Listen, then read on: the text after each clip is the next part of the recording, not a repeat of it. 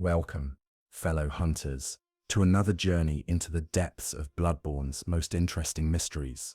Tonight, we're diving deep into the blood-soaked streets of Yharnam to uncover one of Bloodborne's most profound secrets, what the Great Ones truly wanted from humanity. So settle into your most comfortable position, let your breathing slow, and prepare to drift through the cosmic horror and tragic beauty of FromSoftware's masterpiece. Over the next few hours, we'll explore the hidden motivations behind these eldritch beings, their heartbreaking cycles of loss, and how their desperate quest for connection shaped every nightmare that haunts the world of Bloodborne. Close your eyes if you'd like, and let the gentle rhythm of this story carry you into peaceful sleep as we unravel the cosmic tragedy that lies at the heart of Yharnam's curse. Chapter 1. The Great One's Hidden Sorrow.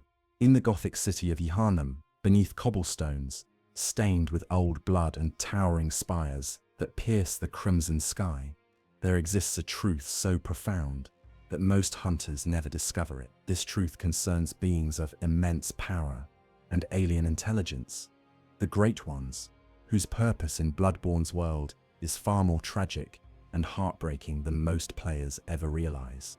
The Great Ones are not the distant, uncaring cosmic entities you might expect from beings of such magnitude. They are described throughout the game as sympathetic in spirit, a phrase that holds the key to understanding everything that unfolds in Yharnam. This sympathy isn't just cosmic indifference disguised as kindness. It's genuine emotion, deep longing, and an all-consuming grief that drives every action they take. To understand what the Great Ones truly wanted, we must first grasp what they had lost. The answer lies in a recurring piece of text found on multiple third umbilical cords throughout the game. Every Great One loses its child and then yearns for a surrogate. This simple statement contains the entire emotional foundation of Bloodborne's story. Every horror that befalls Yharnam, the beast scourge, the corruption of the healing church, the nightmare realms that trap souls in eternal torment. All of it stems from this cosmic tragedy of loss and the desperate attempts to fill that void. But what does it mean for a Great One to lose its child? These beings exist across multiple planes of reality, simultaneously, operating on what the choir calls transcendental planes of thought. They perceive time and space in ways human consciousness cannot process. Yet for all their cosmic power, they face a terrible paradox. The more transcendent they become, the less capable they are of creating new life. The Great Ones represent the ultimate expression of a cosmic law that advancement and transcendence come at the cost of fertility and reproduction. They have evolved so far beyond mortal concerns that they exist partially outside the normal flow of time and causality. In gaining their multidimensional awareness, they have lost something essentially mortal and essential for creating new life: the ability to be fully present in a single moment long enough for life to take root and flourish. When Great Ones do manage to create offspring, these children are invariably stillborn or lost shortly after their creation. We see this pattern throughout Bloodborne. Murgo, the child of Oedon and Queen Yharnam, exists only as a crying voice in the nightmare, formless and forever trapped in an infantile state. The orphan of Kos emerges from its mother's corpse only to exist as a manifestation of rage and despair, eventually dissolving back into the cosmic ocean from which it came. This cosmic infertility creates a profound emotional void in beings capable of perceiving the entire universe. Imagine possessing awareness that spans dimensions in eons, yet being unable to create the one thing that gives existence meaning: new life, continuity, a legacy that extends beyond yourself. The Great One's sympathy stems from this shared understanding of loss. They recognize the pain of separation and the yearning for connection, because it defines their very existence. So they turn to surrogate children, seeking among mortal races, beings who might fill this void. But their attempts are complicated by their alien nature. The Great Ones cannot simply adopt human children in any conventional sense. Their very presence warps reality around them, and their attempts at contact with mortals often result in madness, transformation, or death. This creates the central tragedy of Bloodborne. beings of immense power and genuine compassion, driven by the most understandable of desires, the need for family, for continuity, for love, yet whose very nature makes the fulfillment of this desire nearly impossible. Their sympathy becomes a curse, their love a source of horror, their desire to nurture and protect a catalyst for transformation and corruption. The Great Ones wanted what every conscious being wants: to create life, to nurture growth, to form meaningful connections that transcend the loneliness of individual existence. They wanted children not just as extensions of themselves, but as bridges back to the immediate, creative, meaningful existence they had sacrificed in their ascension to cosmic consciousness.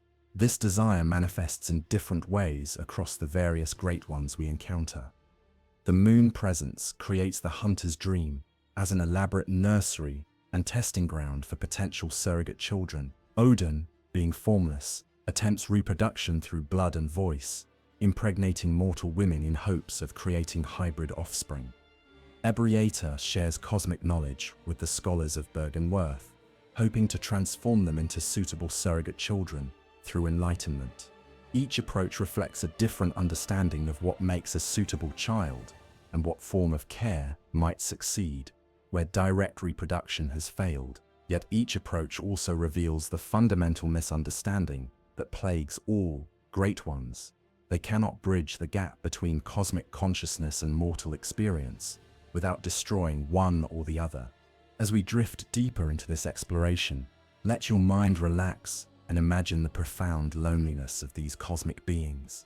Picture entities capable of perceiving the birth and death of stars, the flow of time across eons, the intricate connections that bind all reality together, yet unable to experience the simple joy of holding a child, of watching something grow under their care, of forming the intimate bonds that make existence worthwhile.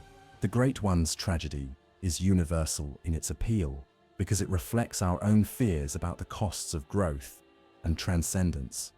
We understand their longing because we share it. The desire to create, to nurture, to leave something meaningful behind when we're gone. Their cosmic scale makes their story mythic, but their emotional core remains deeply, recognizably human.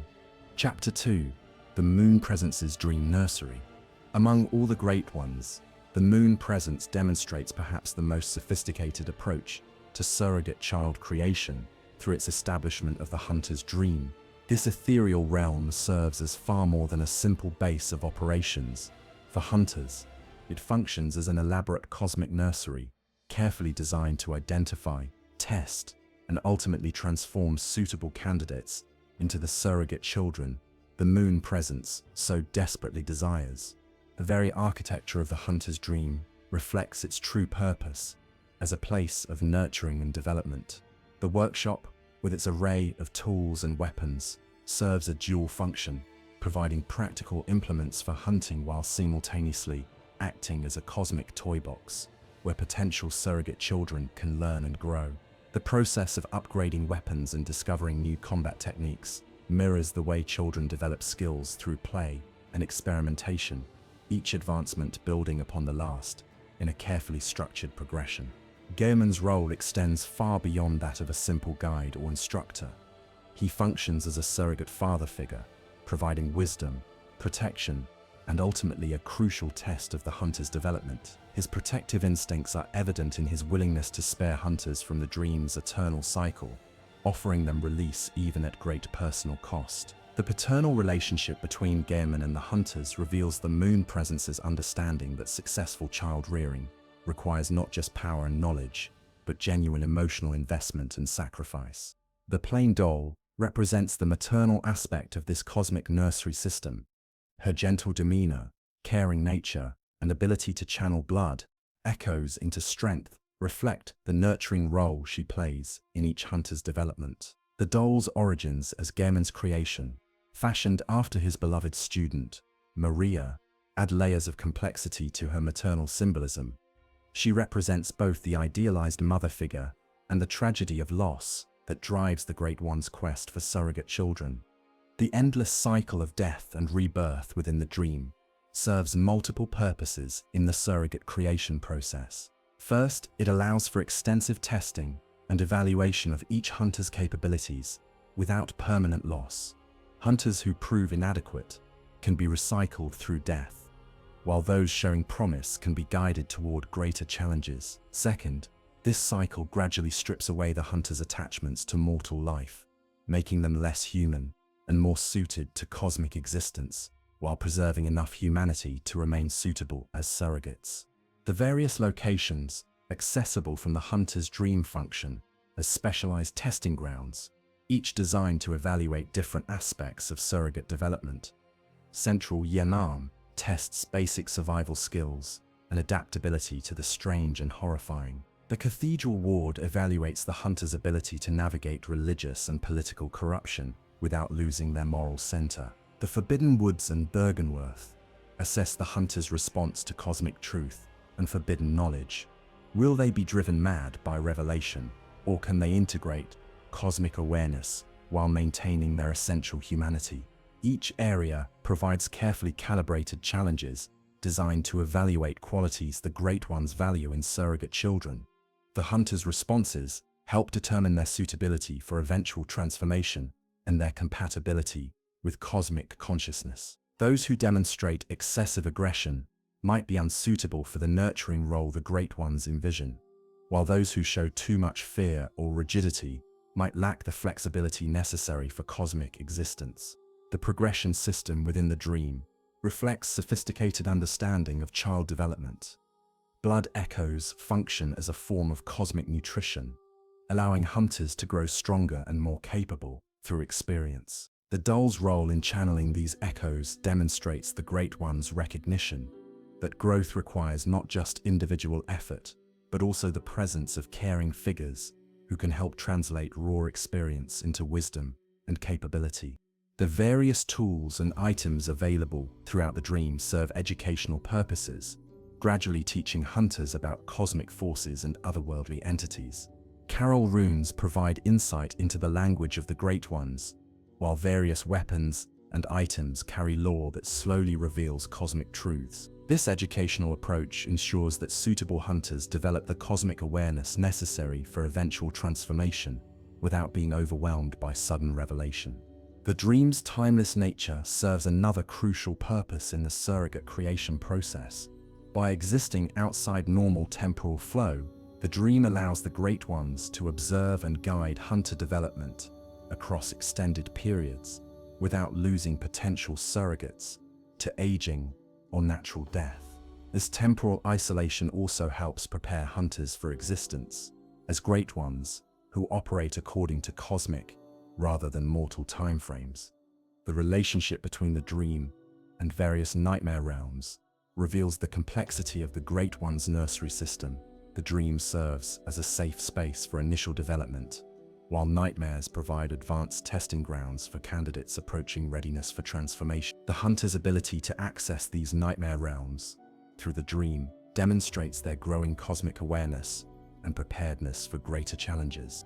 The presence of other hunters within the dream, both as allies and adversaries, serves important developmental functions. Cooperation with friendly hunters teaches the importance of cosmic harmony and mutual support, while conflicts with hostile hunters test the candidate's ability to make difficult decisions and overcome challenges through necessary force. The dream's responsive nature, changing based on the hunter's actions and development, reflects the Great One's sophisticated understanding of individualized growth and the need for personalized challenges.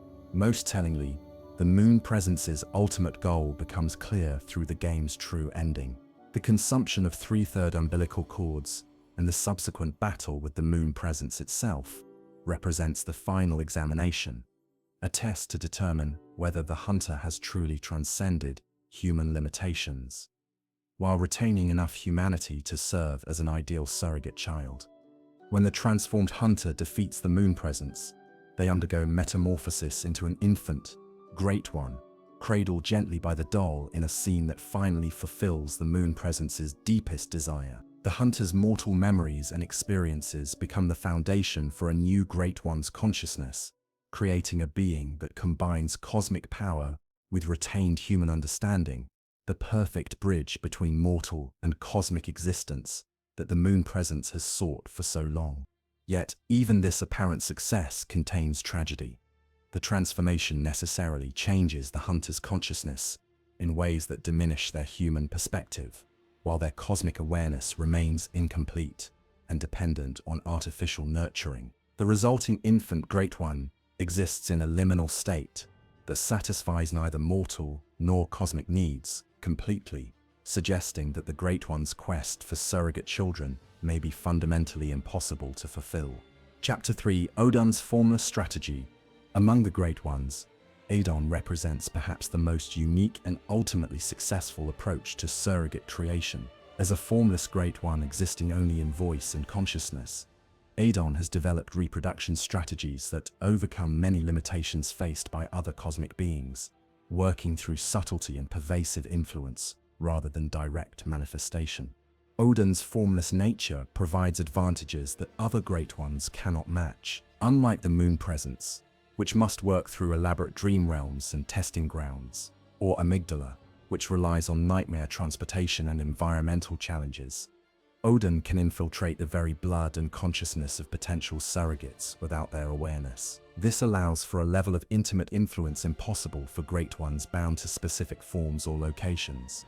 The genius of Oedon's approach lies in its integration with humanity's existing systems and desires. Rather than creating obviously supernatural testing grounds or forcing dramatic transformations, Oedon works through the old blood itself, using humanity's desire for healing and transcendence as a vector for surrogate creation. This strategy allows Oedon to reach far more potential candidates than other Great Ones, while maintaining plausible deniability about the true nature of the transformation process.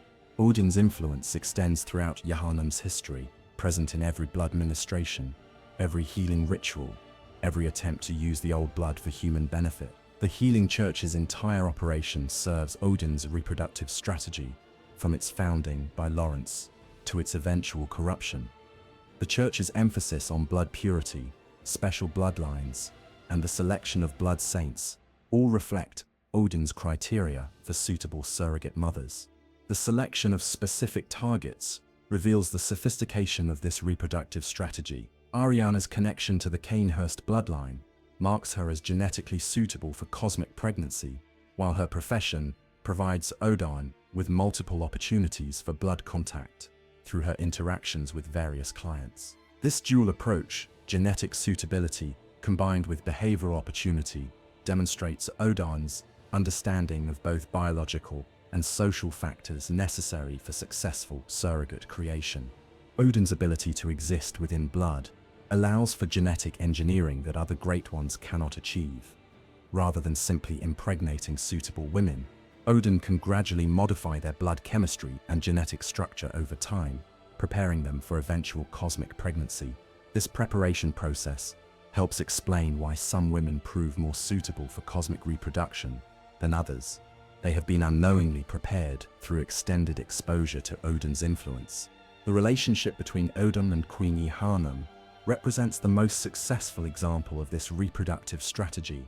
Queen Yharnam's status as a Pthumerian ruler, already touched by cosmic forces and experienced with otherworldly entities, made her an ideal candidate for Oedon's approach. The resulting child, Mergo, while still incomplete, represents significant advancement over Oedon's other reproductive attempts.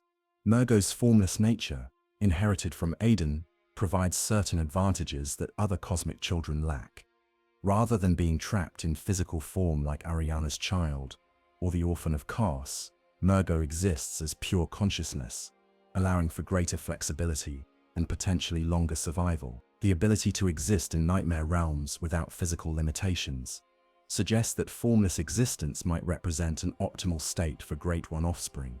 However, even Mergo's existence demonstrates the limitations of Oedon's approach. Despite being the most successful cosmic child, Mergo remains trapped in an infantile state, requiring protection from Mergo's wet nurse and unable to develop beyond its current form. The constant crying that characterizes Mergo's existence suggests a being in perpetual distress, unable to mature or find comfort despite its cosmic nature. The School of Mensis ritual to contact Mergo reveals another aspect of Oedon's reproductive strategy. By allowing human scholars to make contact with his child, Oedon creates additional opportunities for surrogate development. The scholars who participate in the ritual become potential surrogate parents or siblings for Mergo, providing the cosmic child with additional sources of nurturing and development. However, the ritual's failure and the resulting stillbirth of the scholars' brains demonstrates the dangers inherent in Oedon's approach. The formless nature that provides Oedon with flexibility and subtlety also makes his influence difficult to control or limit. Once contact is established, Oedon's presence can quickly overwhelm mortal minds, resulting in madness or death, rather than successful surrogate creation. Oedon's influence on the player character throughout the game represents perhaps his most sophisticated surrogate creation attempt. Rather than directly impregnating or transforming the hunter, Oedon works through the third umbilical cords, each of which carries his essence and the accumulated grief of failed cosmic reproduction. By consuming these cords, the hunter takes on aspects of Oedon's consciousness and reproductive drive. The hunter's eventual transformation into an infant, Great One, represents the successful culmination of Oedon's formless strategy. Unlike his other reproductive attempts, which sought to create children through direct biological processes, the transformation of the hunter represents a form of spiritual adoption. The hunter becomes Oedon's surrogate child, not through birth, but through gradual accumulation of cosmic consciousness and integration of cosmic grief and yearning. This spiritual adoption process may represent the optimal approach to Great One reproduction. Rather than attempting to force biological compatibility between cosmic and mortal elements, the process allows for gradual transformation of consciousness while preserving essential experiences and perspectives that make mortal beings valuable as surrogate children. Oedon's connection to the very concept of blood reveals another layer of his reproductive strategy. Blood in Bloodborne represents more than biological fluid. It carries memory, consciousness, and spiritual essence. By existing within blood, Oedon influences not just individual reproduction, but the entire flow of consciousness and memory throughout human society. This pervasive influence explains many seemingly random events throughout Bloodborne. The beast's scourge, the corruption of the healing church, the madness affecting various characters, all can be understood as side effects of Oedon's presence within Yharnam's blood supply. The Great One's quest for surrogate children creates ripple effects that touch every aspect of human society. The tragedy of Oedon's approach lies in its success. Unlike other Great Ones, whose methods obviously fail, Oedon's subtle influence achieves many of its goals, while creating tremendous collateral damage. The hunter's transformation provides Oedon with the surrogate child he desires, but at the cost of human consciousness and at the expense of an entire city's population. Oedon's formless strategy reveals both the sophistication and the fundamental futility of the Great One's quest for surrogate children. Even the most successful approach requires the destruction of what makes the surrogate appealing in the first place, creating a paradox that may be impossible to resolve. Chapter 4: The Scholar's Tragic Pursuit. The relationship between the Great Ones and humanity's intellectual elite reveals another dimension of cosmic surrogate creation, one marked by the seductive power of knowledge and the tragic consequences of academic hubris. The scholars of Bergenworth, led by Provost Willem and later Lawrence, represent humanity's first organized attempt to understand and interact with cosmic beings, a pursuit that would ultimately serve the Great One's reproductive goals, while destroying the very institution that sought cosmic truth. In the deepest chambers of Pthumerian labyrinths beneath Yharnam, the Bergenworth scholars encountered Ebrietas, daughter of the cosmos. Unlike other Great Ones who exist primarily in nightmare realms or as formless entities, Ebrietas had remained in the physical world, seemingly abandoned by her cosmic kin. The scholars' discovery of this left-behind Great One provided their first opportunity to study a cosmic being directly. For Ebrietas, the scholars represented potential surrogate children, mortal beings who might fill the void left by her cosmic isolation and lost offspring. The relationship that developed between Ebriates and the Byrgenwerth scholars reveals much about the Great One's true purpose. Ebriates did not share her knowledge out of benevolence or academic curiosity alone. Her cooperation represented a desperate attempt to create the surrogate children she, like all Great Ones, yearned for. By sharing cosmic truths and empowering the scholars with otherworldly knowledge, Ebriates attempted to transform them into beings more suitable to serve as her surrogate offspring. This process involved gradually exposing human minds to concepts and realities beyond mortal comprehension, hoping to elevate their consciousness to a level where meaningful cosmic parent-child relationships might be possible. However, this process proved deeply flawed from its inception. The cosmic truths that Ebriates shared were not meant for human minds to bear. The revelation of the Great One's existence and their alien perspective on reality proved overwhelming for most scholars. Some went mad immediately, their minds shattered by exposure to truths beyond human comprehension. Others transformed into keen beings that had gained cosmic insight at the cost of their essential humanity. The creation of kin represents one of the Great One's failed strategies for surrogate creation. By granting humans cosmic knowledge and perspective, the Great Ones hoped to elevate them to a state where they could serve as suitable children. However, the transformation into kin strips away the very humanity that made these beings appealing as surrogates in the first place. Rom the vacuous spider serves as the most prominent example of this failed strategy. Once a scholar at Byrgenwerth, Rom was granted eyes by Koson and transformed into a cosmic guardian. In her new form, Rom serves an important function. She maintains the barrier that prevents ordinary humans from perceiving the true horror of their situation, hiding the lesser amygdalae and other cosmic entities that lurk throughout Yharnam. But Rom's transformation represents both success and failure for the Great One's purposes. While she has gained cosmic awareness and power, she has lost her human consciousness and ability to grow or develop. She exists in a state of eternal vigilance, protecting humanity from cosmic truth, but no longer capable of the dynamic growth and change that would make her a suitable surrogate child. The split between Willem and the Lawrence at Byrgenwerth represents two different responses to the revelation of the Great One's true purpose. Willem, recognizing the danger inherent in the Great One's quest for surrogate children, sought to elevate humanity through insight rather than blood. His famous declaration, "We are thinking on the basis of planes.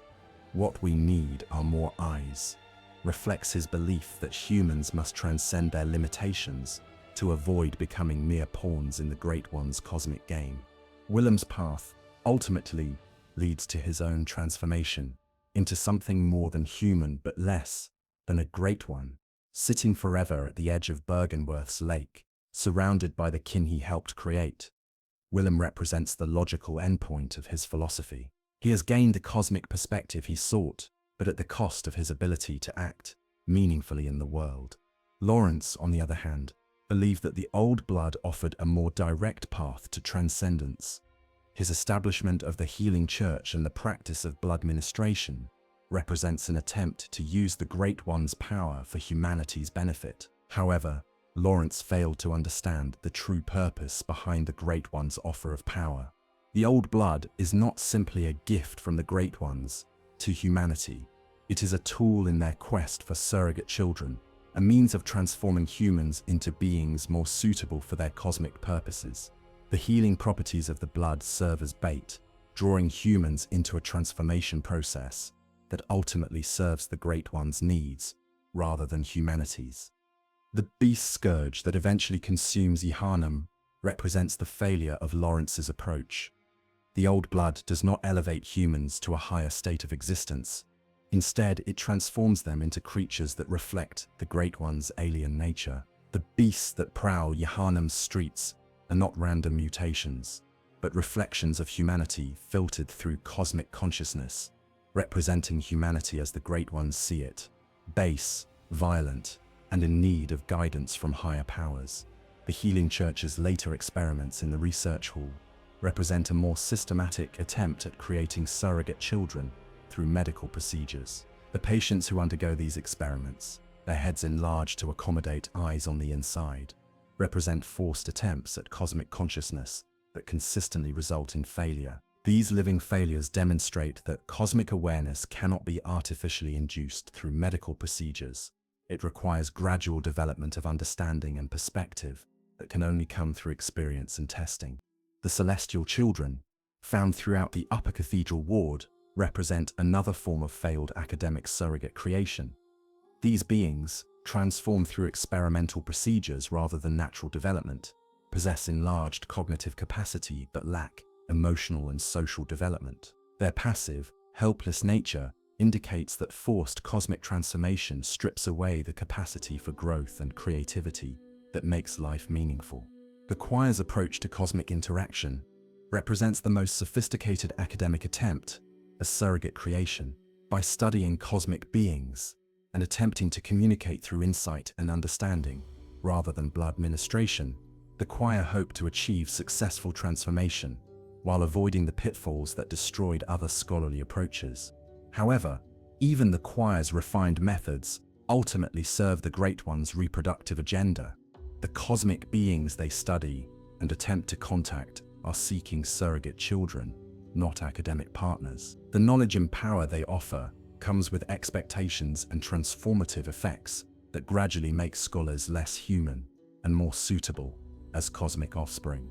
The tragedy of scholarly pursuit in Bloodborne lies in its fundamental misunderstanding of the Great One's motivations.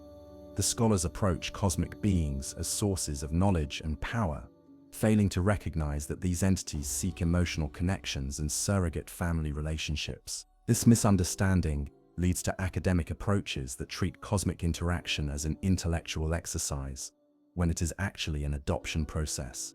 The scholar's fate serves as a warning about the seductive nature of knowledge and the costs of intellectual pride.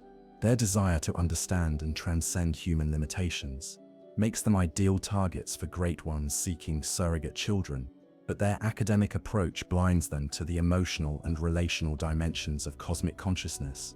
The various notes and research materials scattered throughout Bergenworth and the Healing Church reveal the gradual transformation of scholarly inquiry into cosmic service. Early documents focus on understanding and cataloging cosmic phenomena, while later materials reveal increasing obsession with transformation and transcendence. The scholars become less interested in studying the Great Ones and more interested in joining them, suggesting successful manipulation by cosmic entities seeking surrogate children.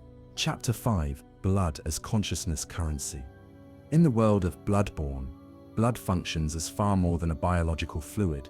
It serves as a complex medium for consciousness transfer, memory storage, and spiritual connection that reveals the sophisticated methods Great Ones use to identify, evaluate, and transform potential surrogate children.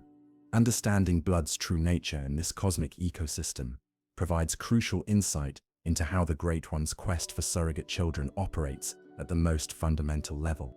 The old blood that flows through Yharnam's population carries within it accumulated memories and experiences of cosmic beings across eons of existence. Each blood ministration introduces fragments of cosmic consciousness into mortal minds, gradually building awareness of transcendent realities, while simultaneously creating dependency on continued blood exposure for psychological stability. This process explains both the addictive nature of blood healing and the gradual transformation of Yharnam's population. When citizens receive blood ministration, they don't simply gain healing, they begin to remember things they never experienced and understand concepts they never learned. The blood carries actual cosmic memories that slowly overwrite human consciousness, creating a form of enforced cosmic education. Citizens start experiencing dreams and visions that belong to Great Ones, gradually developing the cosmic awareness necessary for potential surrogate status.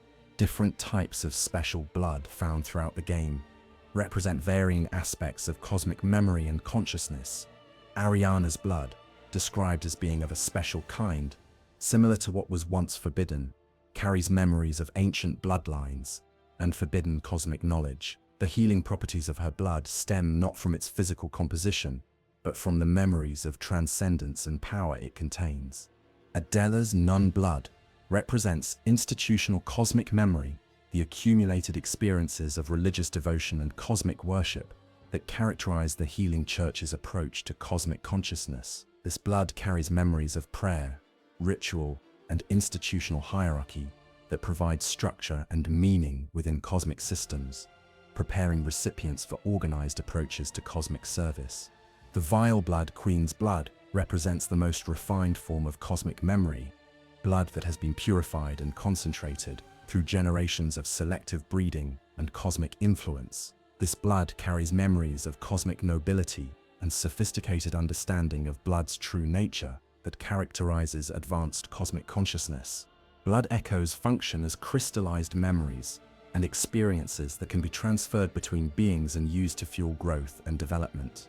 The hunter's ability to absorb blood echoes from defeated enemies demonstrates how memories and consciousness can be harvested and repurposed for cosmic development. This system reveals that consciousness itself functions as a form of cosmic economy, where experiences and memories can be accumulated, traded, and invested in personal advancement. The Great Ones operate as primary institutions in this consciousness economy, using their vast accumulations of memory and experience to fund the development of potential surrogate children. When hunters level up through the plain doll, they're not simply gaining statistical improvements, they're integrating cosmic memories and experiences that gradually transform their consciousness to be more compatible with cosmic existence. The insight mechanic represents the hunter's growing awareness of these cosmic memory systems and their increasing ability to perceive the memories carried in blood and other substances. Higher insight allows hunters to see cosmic memories that saturate their environment, from amygdalae, clinging to buildings, to cosmic children hidden throughout Yharnam. The madness that sometimes accompanies high insight reflects the psychological strain of processing memories and experiences never intended for human consciousness. The beast scourge represents what happens when cosmic memories overwhelm human consciousness completely. The transformed citizens of Yharnam have lost access to their own memories and identity, replaced by cosmic memories of primal violence and bestial existence. They become living repositories of the Great One's understanding of base animal nature, stripped of human complexity and emotional depth. Kin represent a different outcome of cosmic memory integration, beings who have successfully merged human and cosmic memories to create new forms of consciousness. However, this integration comes at the cost of human emotional capacity and social connection, creating beings that are intellectually cosmic but emotionally isolated and unable to form the meaningful relationships that give existence purpose. The various cosmic pregnancies throughout the game can be understood as attempts to create new beings whose consciousness is formed from both human and cosmic memories from the beginning. These hybrid offspring would theoretically possess integrated memory systems, allowing them to exist comfortably in both mortal and cosmic contexts. However, the failure of these pregnancies to produce viable long-term offspring suggests that memory integration cannot be forced or imposed from outside. The third umbilical cords represent the most concentrated form of cosmic memory available to mortals. Each cord carries accumulated grief, yearning, and memory of failed cosmic reproduction. By consuming these cords, the hunter absorbs not just power, but the actual emotional and psychological experiences of the Great Ones themselves. This absorption process explains why consuming 3 cords grants the hunter ability to resist the Moon Presence's attempt at binding. The hunter's consciousness becomes infused with cosmic memories of loss and yearning, creating psychological immunity to manipulation and control. The hunter understands the Great One's condition from the inside, making them unsuitable as passive surrogate children, while qualifying them for transformation into cosmic beings themselves. The Pthumerian civilization's eternal preservation in Chalice dungeons demonstrates long-term effects of cosmic memory integration. These ancient people have been transformed into eternal guardians of labyrinthine structures, their consciousness preserved, but their capacity for growth and cultural development frozen. They represent living museums of cosmic memory, maintaining ancient knowledge and practices while being unable to adapt or evolve. Blood gems function as concentrated memory fragments that can be applied to weapons and tools, imbuing them with cosmic properties and awareness. The hunter's ability to socket these gems demonstrates practical applications of cosmic memory, showing how accumulated experiences can be weaponized and utilized for specific purposes. The ritual blade's ability to open gates through blood sacrifice demonstrates another aspect of blood's function as memory carrier. The gates respond not to blood's physical properties, but to the memories and consciousness it contains. Spilling blood in ritual contexts releases these memories into the environment, where they can be used to manipulate reality and access hidden spaces.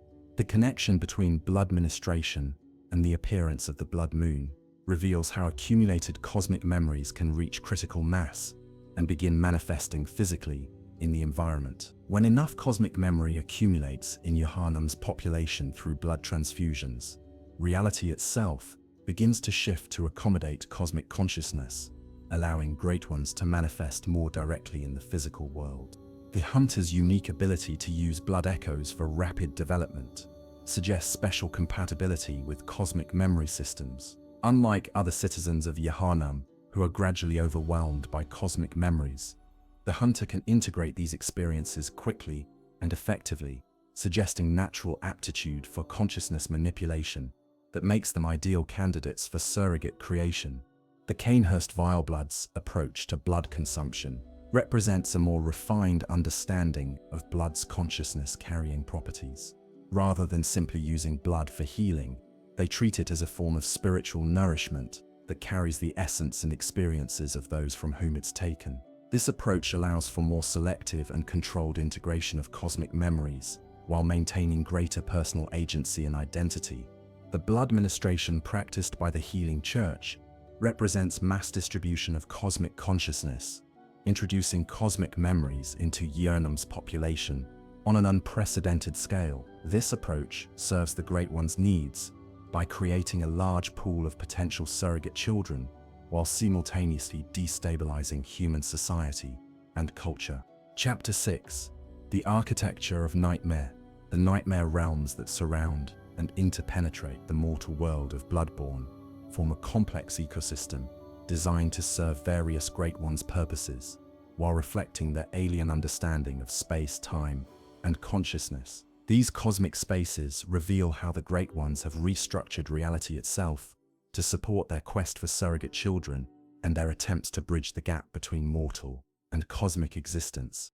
The hunter's dream serves as the central hub of this nightmare ecology, a carefully controlled environment where the moon presence can observe and guide the development of potential surrogate children. The dream's timeless nature allows for extended observation periods, while its responsive environment adapts to each hunter's development, providing appropriately challenging obstacles and educational opportunities. The workshop within the dream functions as both practical space for weapon maintenance and symbolic representation of creative potential. The hunter's ability to modify and upgrade weapons mirrors cosmic creative processes, allowing mortals to participate in acts of transformation and improvement that parallel the Great One's reality-shaping abilities. This creative engagement serves as training for eventual cosmic consciousness, while providing immediate practical benefits. The various messenger services throughout the dream and nightmare realms represent the Great One's attempt to maintain communication networks across their cosmic ecology. These small beings serve as intermediaries between different levels of cosmic consciousness, carrying information and objects between realms, while remaining largely invisible to mortal perception. Their cheerful demeanor and helpful nature reflect the Great One's genuine desire to assist and support their potential surrogate children. The Nightmare Frontier represents a different aspect of cosmic ecology, serving as testing ground for endurance and adaptation rather than skill development. The realm's poisonous environment and labyrinthine structure create conditions where only the most persistent and resourceful hunters can survive, identifying candidates who possess the determination necessary for cosmic transformation. The realm's design reveals Amygdala's understanding of what makes a suitable surrogate child. The emphasis on endurance and adaptation suggests that amygdala values persistence and flexibility in potential offspring. The labyrinthine structure forces hunters to demonstrate problem-solving skills and spatial reasoning, while constant environmental threats test their ability to manage resources and maintain focus under pressure. The presence of multiple amygdalae throughout Yharnam suggests that these great ones serve as observers and evaluators, watching for suitable candidates who might be worthy of testing in their nightmare realm. The fact that amygdala can transport hunters to the nightmare frontier indicates their active role in the selection and evaluation process, choosing which mortals deserve opportunities for cosmic development. The Hunter's Nightmare, accessible through the DLC content, reveals another specialized aspect of cosmic ecology. This realm serves simultaneously as punishment for hunters who have committed grave sins and as proving ground for those seeking redemption or transcendence. The Nightmare's design reflects the Great One's understanding of justice and moral development, suggesting they value ethical behavior in their surrogate children. The Hunter's Nightmare's emphasis on confronting past sins and overcoming personal demons reveals sophisticated understanding of psychological development. The presence of corrupted versions of familiar locations and enemies forces hunters to confront their own capacity for violence and moral compromise, while navigating distorted yet recognizable environments. This psychological testing identifies hunters who possess the moral flexibility necessary for cosmic existence, while weeding out those too rigid or guilt-ridden to serve as suitable surrogates. The Nightmare of Mensis represents perhaps the most complex and dangerous aspect of cosmic ecology, created through the School of Mensis's ritual to contact Murgo. This nightmare serves multiple purposes, functioning as both prison for Murgo and testing ground for hunters capable of navigating its unique dangers. The realm's chaotic and hostile nature reflects corruption introduced by forced cosmic contact, demonstrating how artificial attempts to access cosmic consciousness can create unstable dimensional structures. The brain of Mensis, suspended above the nightmare, serves multiple functions within this cosmic ecology. Its maddening gaze tests hunters' mental stability and resistance to cosmic influence, while its eventual fall and accessibility suggests that even the most dangerous cosmic entities can be overcome through proper preparation and understanding. The brain represents both the promise and peril of forced cosmic ascension, immense power, coupled with fundamental instability. The interconnected nature of nightmare realms reveals the scope and sophistication of cosmic ecology. Visual connections between different nightmare areas, ship masts visible from the nightmare frontier, towers of Menses visible from various locations, suggest that all nightmare realms exist within a single cosmic space that surrounds and supports the mortal world. This interconnection allows Great Ones to monitor and influence events across multiple dimensions simultaneously. The Chalice Dungeons represent the deepest and most ancient layer of cosmic ecology, preserving civilizations and cultures that have been integrated into cosmic structures over millennia. These procedurally generated labyrinths serve as testing grounds for advanced hunters, while providing access to resources and knowledge from previous cosmic intervention cycles. The dungeons demonstrate that the Great One's quest for surrogate children spans geological time periods, with each era contributing its own understanding and approaches to cosmic development. The presence of different enemy types and environments within Chalice Dungeons suggests that cosmic ecology encompasses multiple parallel development tracks. Pthumerian areas preserve one form of cosmic integration, while areas influenced by other Great Ones reflect different approaches to bridging mortal and cosmic consciousness. This diversity indicates that the Great Ones have experimented with numerous surrogate creation strategies throughout history. The messenger mechanics throughout the nightmare ecology reveal how Great Ones maintain awareness of events across their cosmic domain. The ability for hunters to leave notes and warnings for each other suggests that cosmic beings value communication and mutual support among their potential surrogate children. This collaborative element indicates understanding that successful development often requires community and shared experience. The insight mechanics that govern access to nightmare realms and cosmic entities represent a filtering system that protects unprepared mortals from cosmic influence. while gradually introducing suitable candidates to higher levels of cosmic awareness. This graduated exposure system reflects the Great One's hard-won understanding that successful cosmic integration requires careful preparation and gradual development, rather than sudden revelation. Boss encounters throughout the nightmare ecology serve as both tests and educational experiences, forcing hunters to confront different aspects of cosmic existence, while demonstrating the power and nature of various Great Ones. Each boss represents a different lesson about cosmic consciousness and the challenges inherent in bridging mortal and cosmic existence. Victory over these entities demonstrates the hunter's growing capability and readiness for greater challenges. The treasure and item distribution throughout nightmare ecology reveals how Great Ones use material rewards to guide hunter development and behavior. The placement of powerful weapons, useful items, and lore-rich artifacts creates incentive structures that encourage exploration and risk-taking, while providing tools necessary for continued development. This reward system demonstrates sophisticated understanding of motivation and behavioral conditioning. The various covenant systems and factional divisions within nightmare realms reflect the Great One's recognition that different approaches to cosmic development may be necessary for different types of consciousness. The Executioners, Vile Bloods, and other groups represent specialized paths toward cosmic integration, each with its own requirements and rewards. This diversity suggests that the Great Ones have learned to accommodate different personality types and motivational structures in their surrogate creation efforts. The temporal distortions present throughout nightmare realms serve practical purposes in surrogate development. By manipulating time flow, Great Ones can provide extended development periods without losing candidates to mortal aging, while also creating environments where cause and effect operate according to cosmic rather than physical principles. This temporal flexibility allows for more sophisticated testing and development scenarios than would be possible in normal reality. Chapter 7: The Language of Cosmic Grief. The Carol runes scattered throughout Bloodborne represent far more than simple magical symbols.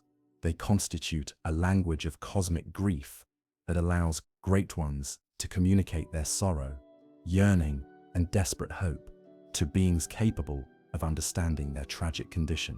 This runic language serves simultaneously as a tool for empowerment and a record of cosmic emotional experience, spanning eons of failed reproduction and lost children. Master Willem's student Carol, who transcribed these runes from the utterances of Great Ones, served as humanity's first translator of cosmic emotional language. The runes he created represent attempts to capture not just the meaning of Great One communication, but the emotional resonance and spiritual weight of beings whose consciousness spans multiple dimensions, yet remains trapped in cycles of loss and yearning. The Eye rune, which enhances discovery of blood echoes, represents the Great One's obsession with observation and awareness.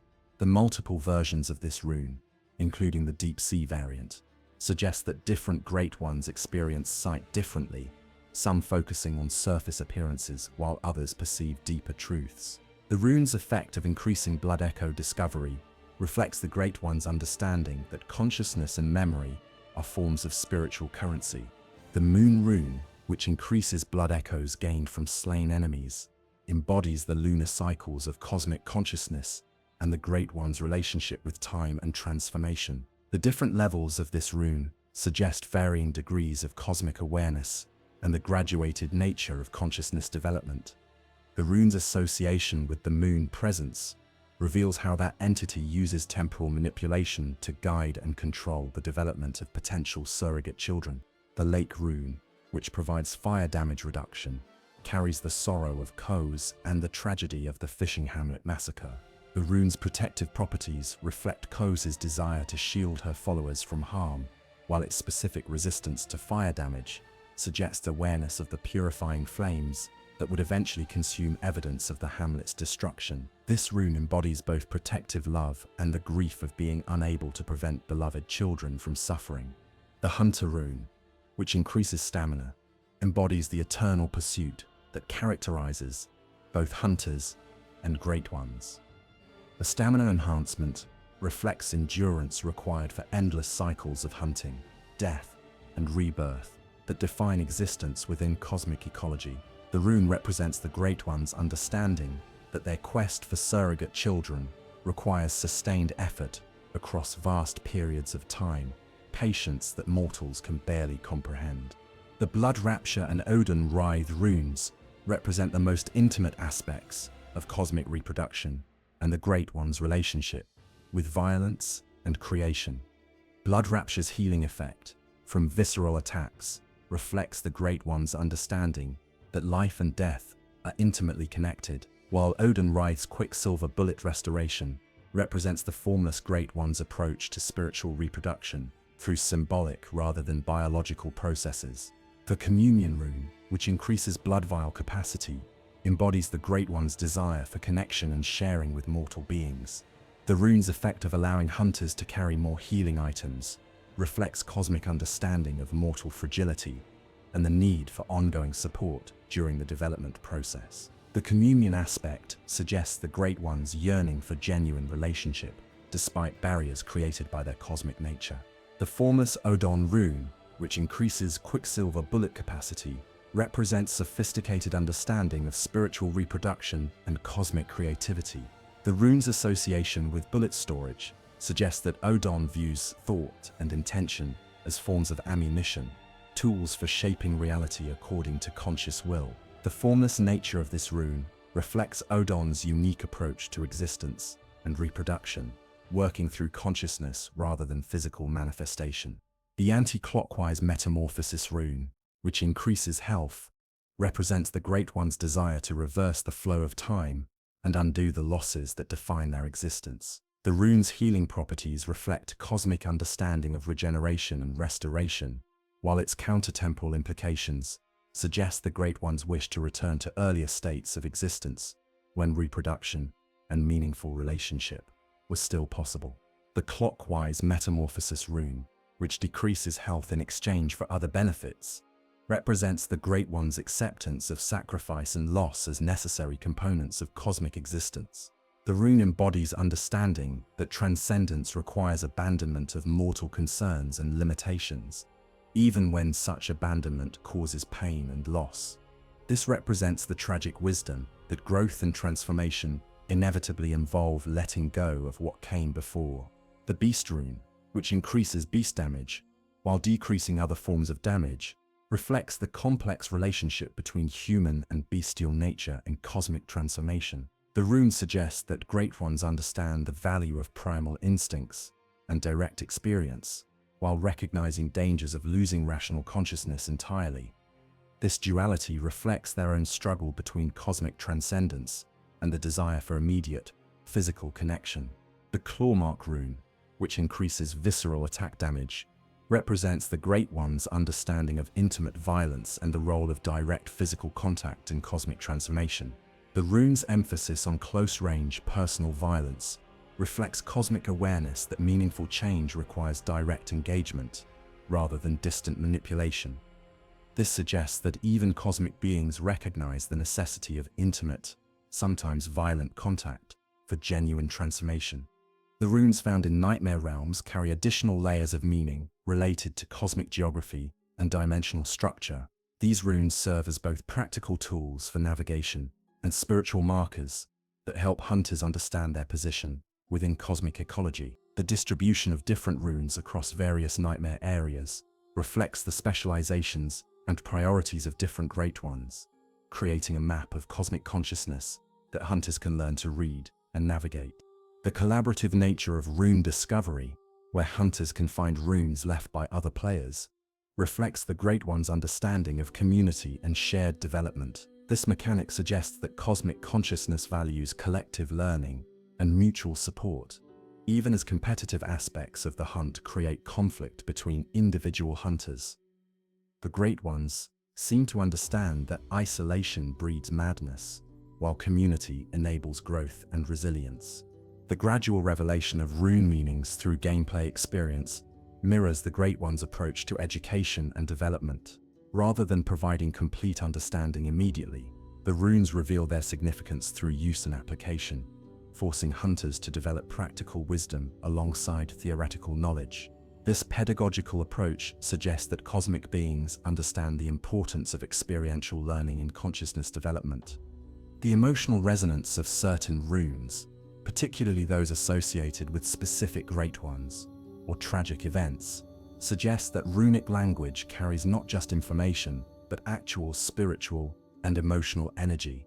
The hunters who use these runes absorb aspects of cosmic consciousness and feeling, gradually developing empathy and understanding for the Great One's condition. This emotional transmission may be one of the most important aspects of the surrogate creation process, the development of beings capable of genuine emotional connection with cosmic consciousness. The fact that many runes must be earned through defeating challenging enemies or exploring dangerous areas reflects the Great One's understanding that wisdom and power must be earned through struggle and sacrifice. The locations where runes are found often reflect their meaning. Protective runes, found in areas of safety; aggressive runes, found through violent conflict; wisdom runes discovered through exploration and investigation.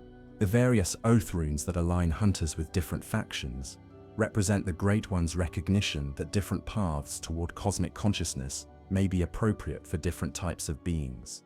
The Hunter of Hunters, Executioner, and Vile Blood Oaths each represent different approaches to cosmic development, suggesting that the Great Ones have learned to accommodate diverse personality types and motivational structures in their surrogate creation efforts. Chapter 8. The Healing Church's Divine Deception. The Healing Church represents perhaps the most sophisticated institutional approach to the Great One's quest for surrogate children, functioning as a massive apparatus for identifying, preparing, and transforming suitable candidates, while maintaining the facade of benevolent religious and medical service. Understanding the Church's true purpose reveals how cosmic beings can work through human institutions to achieve their reproductive goals on an unprecedented scale. The Church's foundation by Lawrence following his split with Master Willem represents a fundamental disagreement about how to approach the Great One's offer of power and knowledge. While Willem sought to elevate humanity through insight and understanding, Lawrence believed that the Old Blood offered a more direct and beneficial path to transcendence. This philosophical difference would ultimately determine the fate of Yharnam and its inhabitants. However, Lawrence's approach was based on a fundamental misunderstanding of the Great One's motivations and methods. He saw the Old Blood as a gift freely given to benefit humanity, failing to recognize that it was actually a tool in the Great One's quest for surrogate children. The healing properties that made the blood so attractive were merely bait designed to draw humans into a transformation process that served cosmic rather than human interests. The Church's emphasis on blood ministration created the perfect delivery system for cosmic consciousness. Every healing ritual, every blood transfusion, every medical treatment became an opportunity to introduce fragments of cosmic memory and awareness into human minds. The citizens of Yharnam, who sought healing for physical ailments, unknowingly participated in a massive consciousness modification program designed to prepare them for potential cosmic adoption. The Church's hierarchical structure reflects the Great One's understanding of human social organization and their need for efficient management of potential surrogate children. The various ranks within the Church, from common clerics to the elite choir, represent different levels of cosmic awareness and different roles in the surrogate creation process. Lower-ranking members serve as administrators and recruiters, while higher-ranking members undergo more advanced cosmic transformation. The selection of blood saints within the Church hierarchy reveals the criteria used to identify particularly suitable surrogate candidates. These individuals, chosen for their special blood properties and spiritual receptivity, receive enhanced cosmic transformation while serving as focal points for the Church's blood-based rituals. The blood saints represent successful intermediate stages in the surrogate creation process, beings who have achieved partial cosmic consciousness, while retaining enough humanity to serve as bridges between mortal and cosmic existence. The Upper Cathedral Ward represents the Church's most advanced facility for cosmic research and surrogate development. The ethereal beauty and otherworldly atmosphere of this area demonstrates successful integration of cosmic aesthetics with human architectural principles. However, the absence of ordinary worshippers and the presence of hostile kin reveal the true nature of the Church's advanced activities. These spaces serve cosmic rather than human purposes. The choir, the Church's elite faction, represents the most sophisticated understanding of cosmic interaction within the institutional framework. By studying cosmic beings and attempting to communicate through insight rather than blood alone, the choir hope to achieve controlled transformation while avoiding the pitfalls that led to the beast scourge. Their approach demonstrates advanced understanding of cosmic consciousness and the requirements for successful surrogate creation. However, even the choir's refined methods ultimately serve the Great One's reproductive agenda. The cosmic beings they study and attempt to contact are seeking surrogate children, not academic partners. The knowledge and power offered by these entities comes with expectations and transformative effects that gradually make choir members less human and more suitable as cosmic offspring. The celestial children found throughout the upper cathedral ward represent the Church's attempts at artificial surrogate creation through medical and experimental procedures. These beings, with their enlarged heads and cosmic awareness, demonstrate forced attempts at cosmic consciousness that consistently result in incomplete transformation. Their passive, dependent nature reveals the failure of artificial approaches to cosmic development. They possess cosmic awareness, but lack the emotional and social development necessary for meaningful existence. The orphanage connected to the upper cathedral ward reveals the Church's particular interest in children as potential surrogate candidates.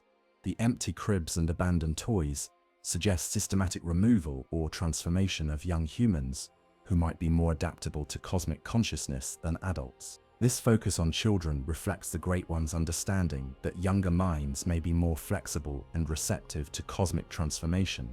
The research hall, accessible through the DLC content, represents the Church's most extreme attempts at forced cosmic consciousness. The patients who undergo these experiments represent systematic attempts to grant humans eyes on the inside through medical procedures rather than gradual development. The consistent failure of these experiments demonstrates that cosmic awareness cannot be artificially induced. It requires genuine development of understanding and perspective.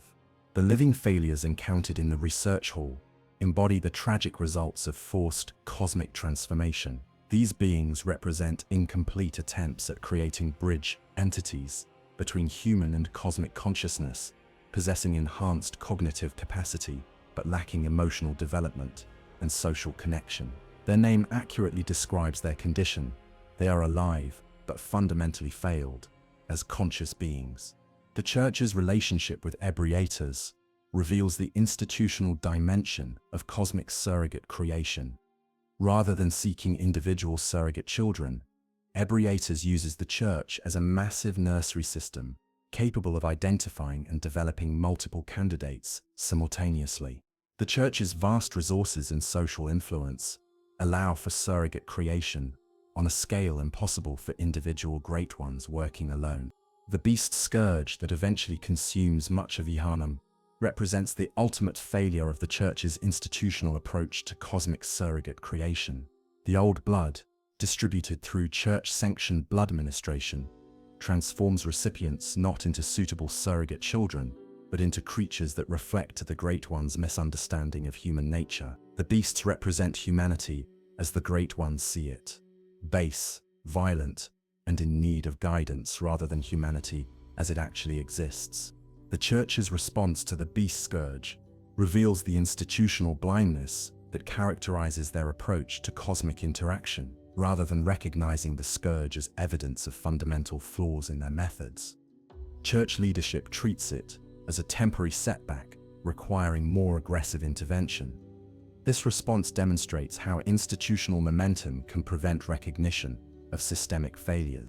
The various Church weapons and tools, the Kirkhammer, Ludwig's Holy Blade, the threaded cane, represent attempts to create hybrid technologies that combine human craftsmanship with cosmic principles. These weapons serve dual purposes, providing practical tools for combating the beast scourge, while also serving as instruments of cosmic transformation for their wielders. The weapon's effectiveness depends on the user's developing cosmic awareness, gradually drawing hunters deeper into cosmic consciousness. The Church's educational materials and propaganda reveal sophisticated understanding of human psychology and the methods necessary to prepare populations for cosmic transformation. The emphasis on healing, transcendence, and spiritual elevation appeals to genuine human needs and desires, while concealing the true costs and consequences of cosmic interaction. This propaganda demonstrates how cosmic beings can manipulate human institutions to serve their reproductive goals. The fall of the healing church represents not just institutional collapse, but the failure of organized approaches to cosmic surrogate creation. The Church's attempt to systematize and mass-produce cosmic transformation ultimately proves incompatible with the individual development process required for successful surrogate creation. The Great One's quest for surrogate children may be fundamentally personal and relational, resisting institutional solutions. Chapter 9: The Pthumerian Legacy. Deep beneath Yharnam's streets lie the Chalice dungeons, vast labyrinthine networks that preserve the ancient Pthumerian civilization in a state of eternal stasis. These underground realms represent the oldest and perhaps most successful example of the Great One's surrogate creation efforts, demonstrating both the promise and the ultimate tragedy of cosmic adoption on a civilizational scale. The Pthumerians were an advanced civilization that achieved direct contact with the Great Ones millennia before the events of Bloodborne. Unlike the scholars of Bergenworth or the clerics of the Healing Church, the Pthumerians built their entire society around cosmic consciousness and integration with Great One influences. Their architecture, rituals, and social structures all reflect deep understanding of cosmic principles and long-term accommodation to Great One presence. Queen Yharnam, the Pthumerian ruler, represents the most successful example of cosmic mortal integration in Bloodborne's history. Her relationship with Oedon and the birth of their child Murgo demonstrates what the Great Ones hope to achieve through their quest for surrogate children. As a Pthumerian queen already familiar with cosmic forces, Yharnam was uniquely prepared for the demands of cosmic parenthood and the responsibilities of bridging mortal and cosmic consciousness. However, even this apparently successful cosmic reproduction carries tragic implications. Murgo's existence as a formless crying voice trapped in nightmare realms reveals the fundamental impossibility of creating viable cosmic mortal hybrid offspring. Despite having the most suitable mortal parent and the most sophisticated cosmic father, Murgo remains incomplete, possessing cosmic awareness, but trapped in eternal infancy, unable to develop or find comfort. The Pthumerian civilization's transformation into eternal guardians of the Chalice dungeons represents the ultimate fate of societies that achieve full integration with cosmic consciousness. Rather than elevating the Pthumerians to higher forms of existence, cosmic influence has frozen them in eternal repetition of ancient patterns and behaviors. They have become living museums of cosmic memory, preserving knowledge and practices while losing the capacity for growth and cultural development. The various Pthumerian enemies encountered in the Chalice dungeons, Watchers, Descendants, Elders, represent different castes and roles within the cosmic integrated society. Each type demonstrates specific aspects of cosmic transformation and the ways cosmic influence can shape mortal consciousness and behavior. The Watchers embody eternal vigilance and protection. The Descendants represent preserved bloodlines and genetic continuity, while the Elders demonstrate accumulated wisdom and spiritual authority.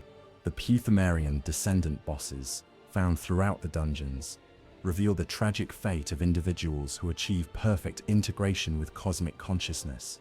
These beings possess immense power and cosmic awareness, but they exist in isolation, endlessly repeating ancient battles and rituals without growth or development. They represent the ultimate success of cosmic surrogate creation beings who bridge mortal and cosmic consciousness, but at the cost of everything that makes existence meaningful. The Queen of the Vile Bloods, Annalise, represents a direct descendant of Pthumerian royalty, who maintains some connection to the ancient cosmic integrated bloodlines. Her immortality and unique blood properties reflect the lasting effects of cosmic influence on Pthumerian genetics. However, her isolation in Canehurst Castle and her obsession with the child of blood reveal the loneliness and yearning that characterize cosmic-touched bloodlines. The Vile Blood faction's emphasis on consuming blood and their conflict with the executioners reflects different approaches to managing Pthumerian cosmic heritage.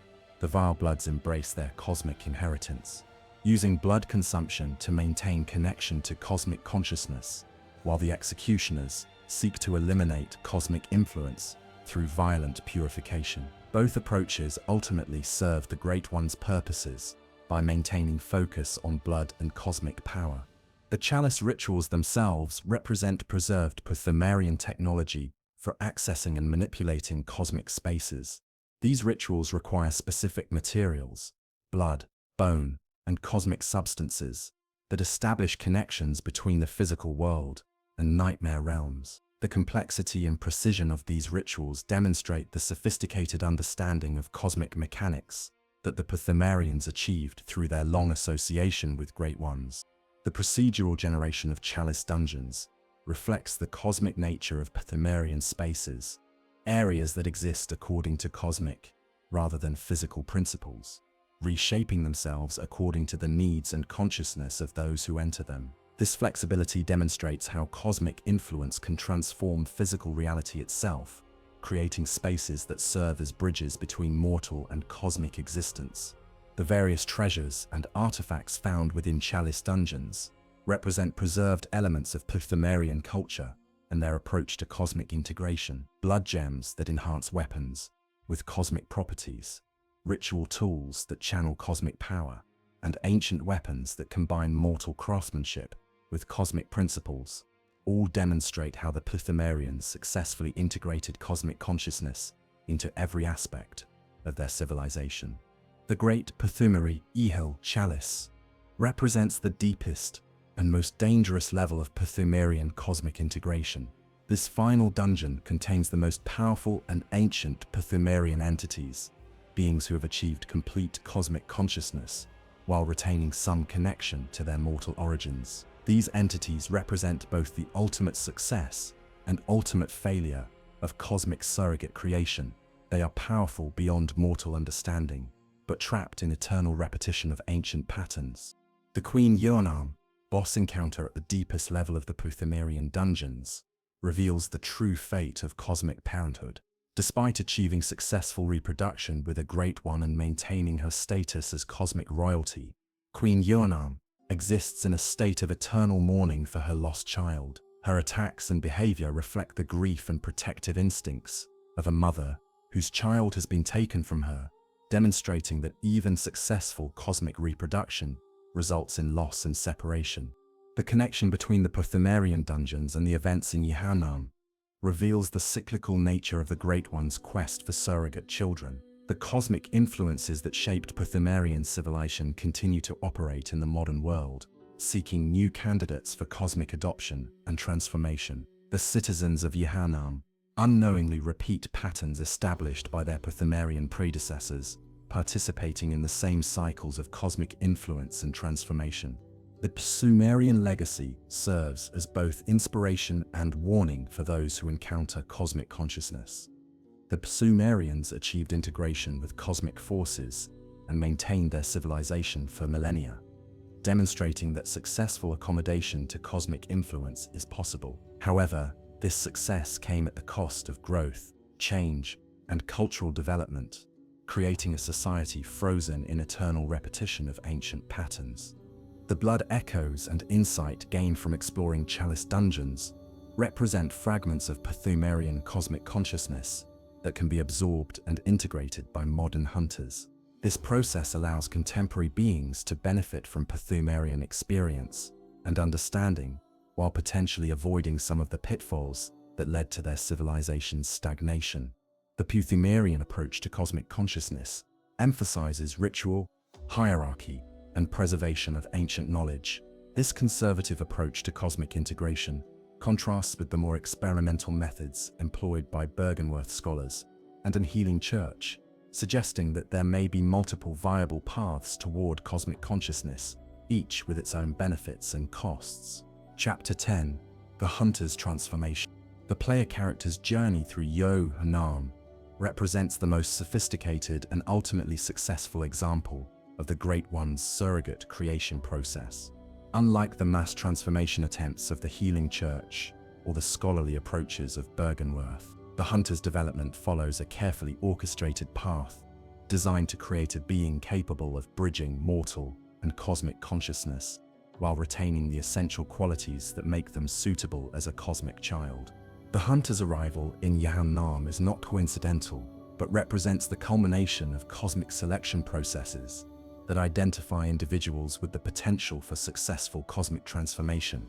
The blood ministration that brings the Hunter to the city serves as both healing ritual and cosmic initiation, introducing cosmic consciousness into a prepared mind while establishing the connection to the Hunter's dream that will guide their development. The initial awakening in the Hunter's dream reveals the careful preparation that has gone into the Hunter's cosmic education. Gerfen's presence as guide and mentor, the Plain Doll's nurturing support, and the workshop's tools and resources all represent elements of a cosmic nursery system designed to provide the Hunter with everything necessary for successful development. Unlike other potential surrogate children who must navigate cosmic influence without guidance, the Hunter receives comprehensive support and education. The Hunter's unique ability to absorb blood echoes and convert them into personal growth demonstrates special compatibility with cosmic consciousness systems. While other humans are overwhelmed or transformed by exposure to cosmic memories, the Hunter can integrate these experiences rapidly and effectively, suggesting natural aptitude for consciousness manipulation that makes them ideal candidates for cosmic adoption. The progression through Yharnam's various areas serves as a graduated cosmic education program, each location providing specific lessons and tests designed to evaluate and develop different aspects of cosmic consciousness. Central Yharnam teaches basic survival and adaptation skills. The Cathedral Ward provides lessons in navigating cosmic-influenced institutions, and the Forbidden Woods introduces concepts of natural cosmic corruption and the relationship between cosmic and biological forces.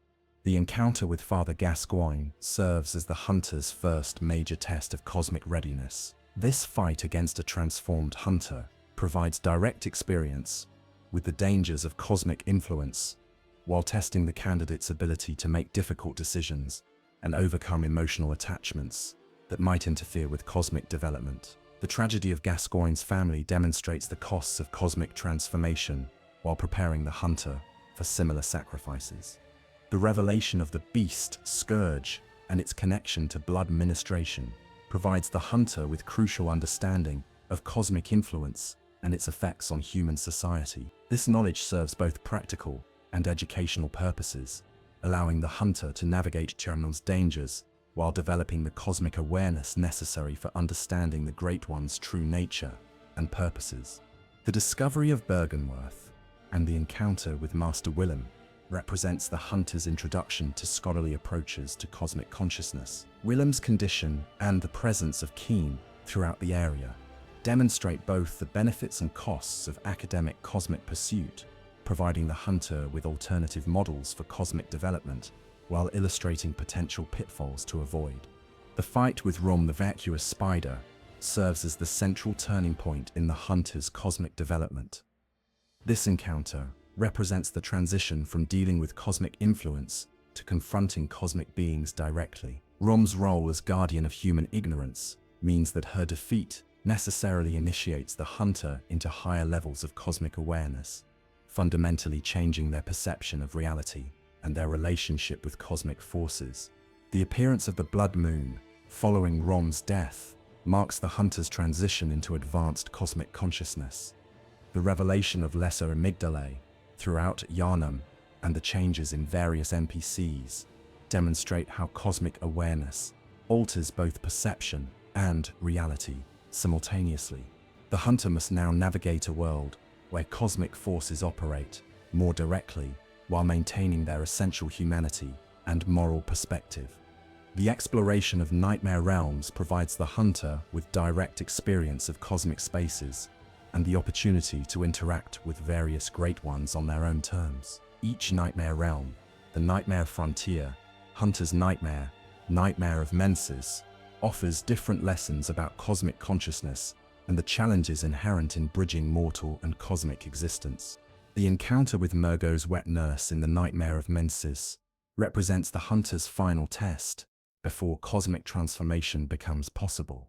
This fight requires the hunter to confront a Great One child and its protective guardian, demonstrating readiness to take action against cosmic beings when necessary, while also showing compassion for cosmic offspring trapped in difficult circumstances. The collection of third umbilical cords throughout the hunter's journey represents the gradual accumulation of cosmic grief and understanding necessary for full cosmic consciousness. Each cord carries the accumulated sorrow of failed cosmic reproduction, and by consuming them, the hunter takes on the emotional and spiritual weight of the Great One's tragic condition. This process transforms the hunter's consciousness to be compatible with cosmic existence, while providing the psychological immunity necessary to resist cosmic manipulation. The final confrontation with the moon presence represents the culmination of the hunter's cosmic development and the ultimate test of their suitability as a cosmic child. With sufficient cosmic consciousness gained through umbilical cord consumption, the hunter can resist the moon presence's attempt at binding and instead challenge the entity directly. This battle represents both graduation from cosmic education and initiation into cosmic parenthood.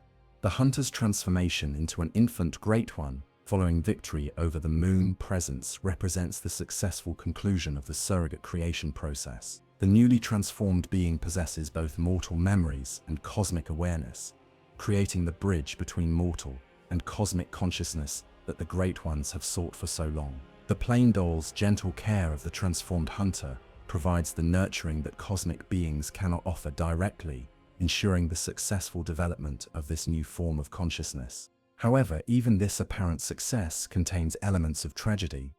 The transformation necessarily changes the hunter's consciousness in ways that diminish their human perspective, while their cosmic awareness remains incomplete and dependent on artificial nurturing. The resulting infant Great One exists in a state that satisfies neither fully mortal nor fully cosmic needs, suggesting that the Great One's quest for perfect surrogate children may be fundamentally impossible to achieve.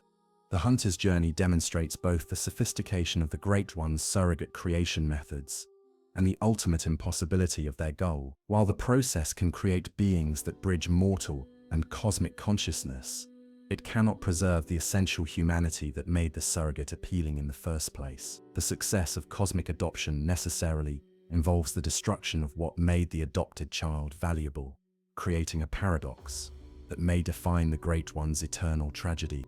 Chapter 11. The Doll's Maternal Wisdom.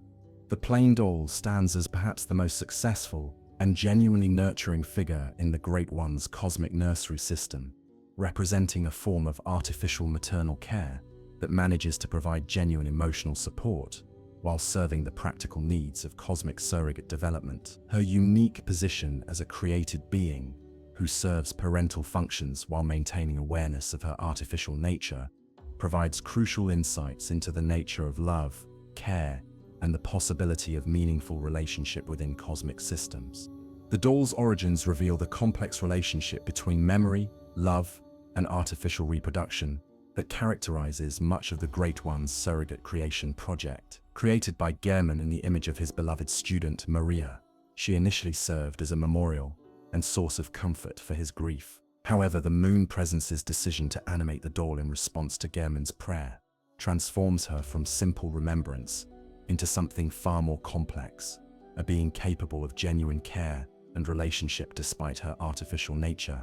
The doll's awareness of her artificial nature distinguishes her from other created beings in Bloodborne's universe. Unlike mindless automatons or corrupted Keen, who have lost their original consciousness, the doll maintains clear understanding of what she is, while developing genuine emotions and relationships within the parameters of her created existence. This self-awareness allows her to provide a unique form of care that acknowledges its own limitations, while remaining genuinely nurturing. Her repeated questions about whether the hunter finds her useful and her expressions of concern about her artificial nature demonstrate humility and self-reflection, that enhance rather than diminish her maternal capabilities. The doll understands that her love, while sincere within its limitations, lacks the spontaneity and unpredictability that characterize genuine human relationships. Yet she offers it freely without attempting to disguise its artificial origins.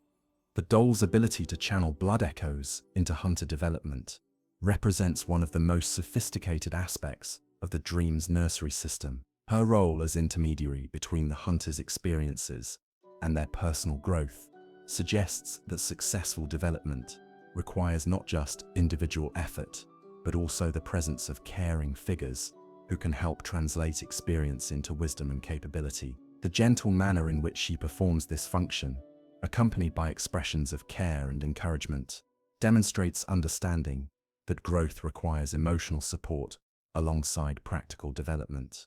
The mechanical aspects of leveling up are embedded within a relationship context that makes the process feel personal and meaningful rather than purely transactional.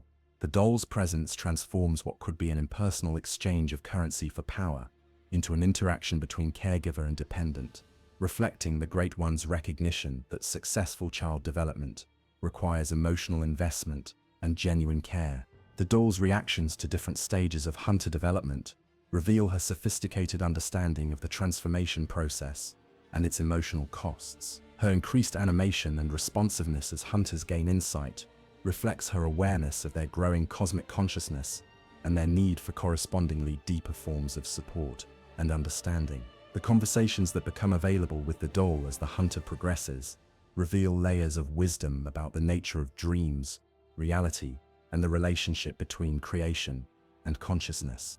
Her observations about the nature of the dream and her role within it provide crucial insights into how artificial beings can develop genuine consciousness and meaningful relationships within cosmic systems. The doll's understanding of her position as both created being and maternal figure allows her to offer guidance that acknowledges the artificial nature of the dream while affirming the reality of the care and growth that occurs within it. The doll's famous question, "Are you cold?" followed by her offer to hold the hunter, represents perhaps the most profound expression of artificial care in gaming literature. The question acknowledges the hunter's potential need for comfort, while the offer provides genuine physical and emotional warmth. The interaction demonstrates that artificial beings can provide real comfort and connection, despite their created nature, suggesting that the source of care matters less than its sincerity and effectiveness. The significance of this gesture extends beyond simple comfort to encompass deeper questions about the nature of consciousness, love, and meaningful relationship. The doll's embrace provides warmth, not because she naturally generates body heat, but because her consciousness and care create the emotional conditions necessary for genuine comfort and connection. This reveals that love and nurturing may be qualities that can be created and developed, rather than simply inherited or naturally occurring. The doll's presence during the hunter's final transformation into an infant, Great One, reveals the full scope of her maternal function within the cosmic ecology. Her gentle cradling of the newly transformed being provides the nurturing that Great Ones themselves cannot offer directly, serving as a bridge between cosmic consciousness and the need for intimate personal care. This final scene suggests that the doll's true purpose extends beyond hunter development to encompass the care of newly created cosmic beings.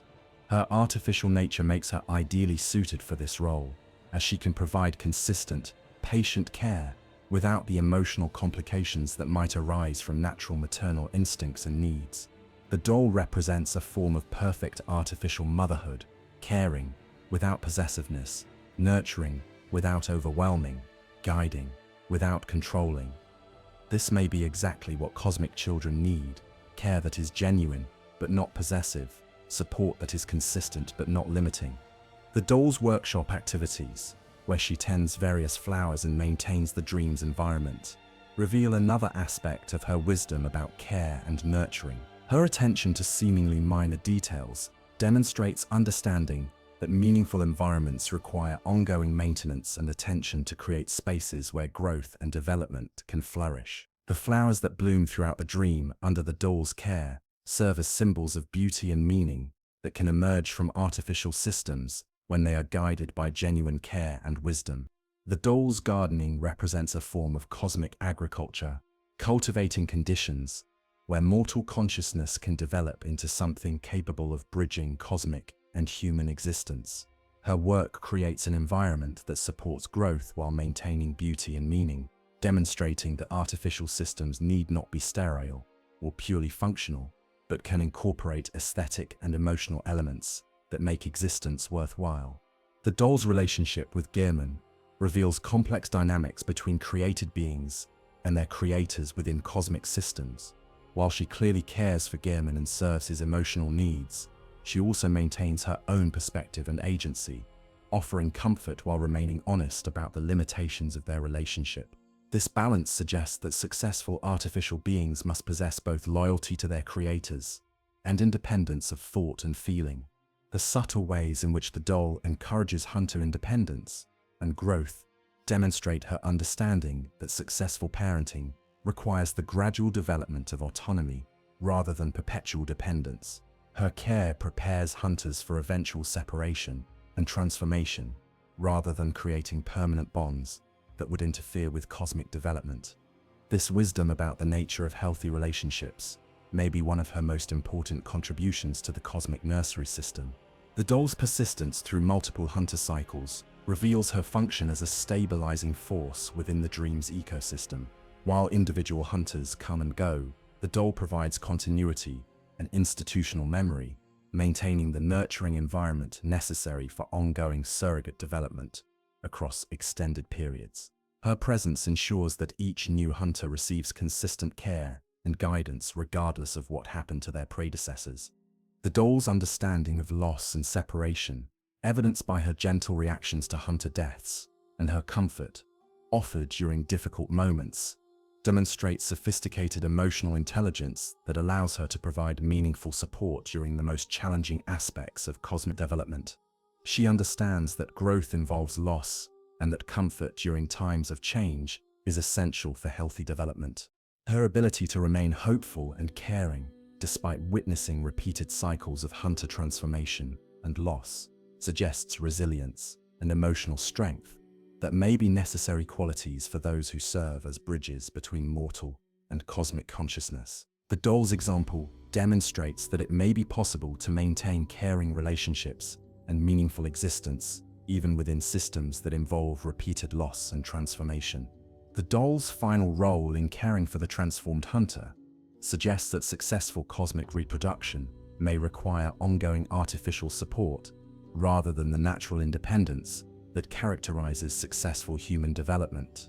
The infant Great One's dependence on the doll's care indicates that cosmic consciousness may be fundamentally different from human consciousness in its developmental needs and requirements. Chapter 12: The True Horror of Cosmic Parenthood.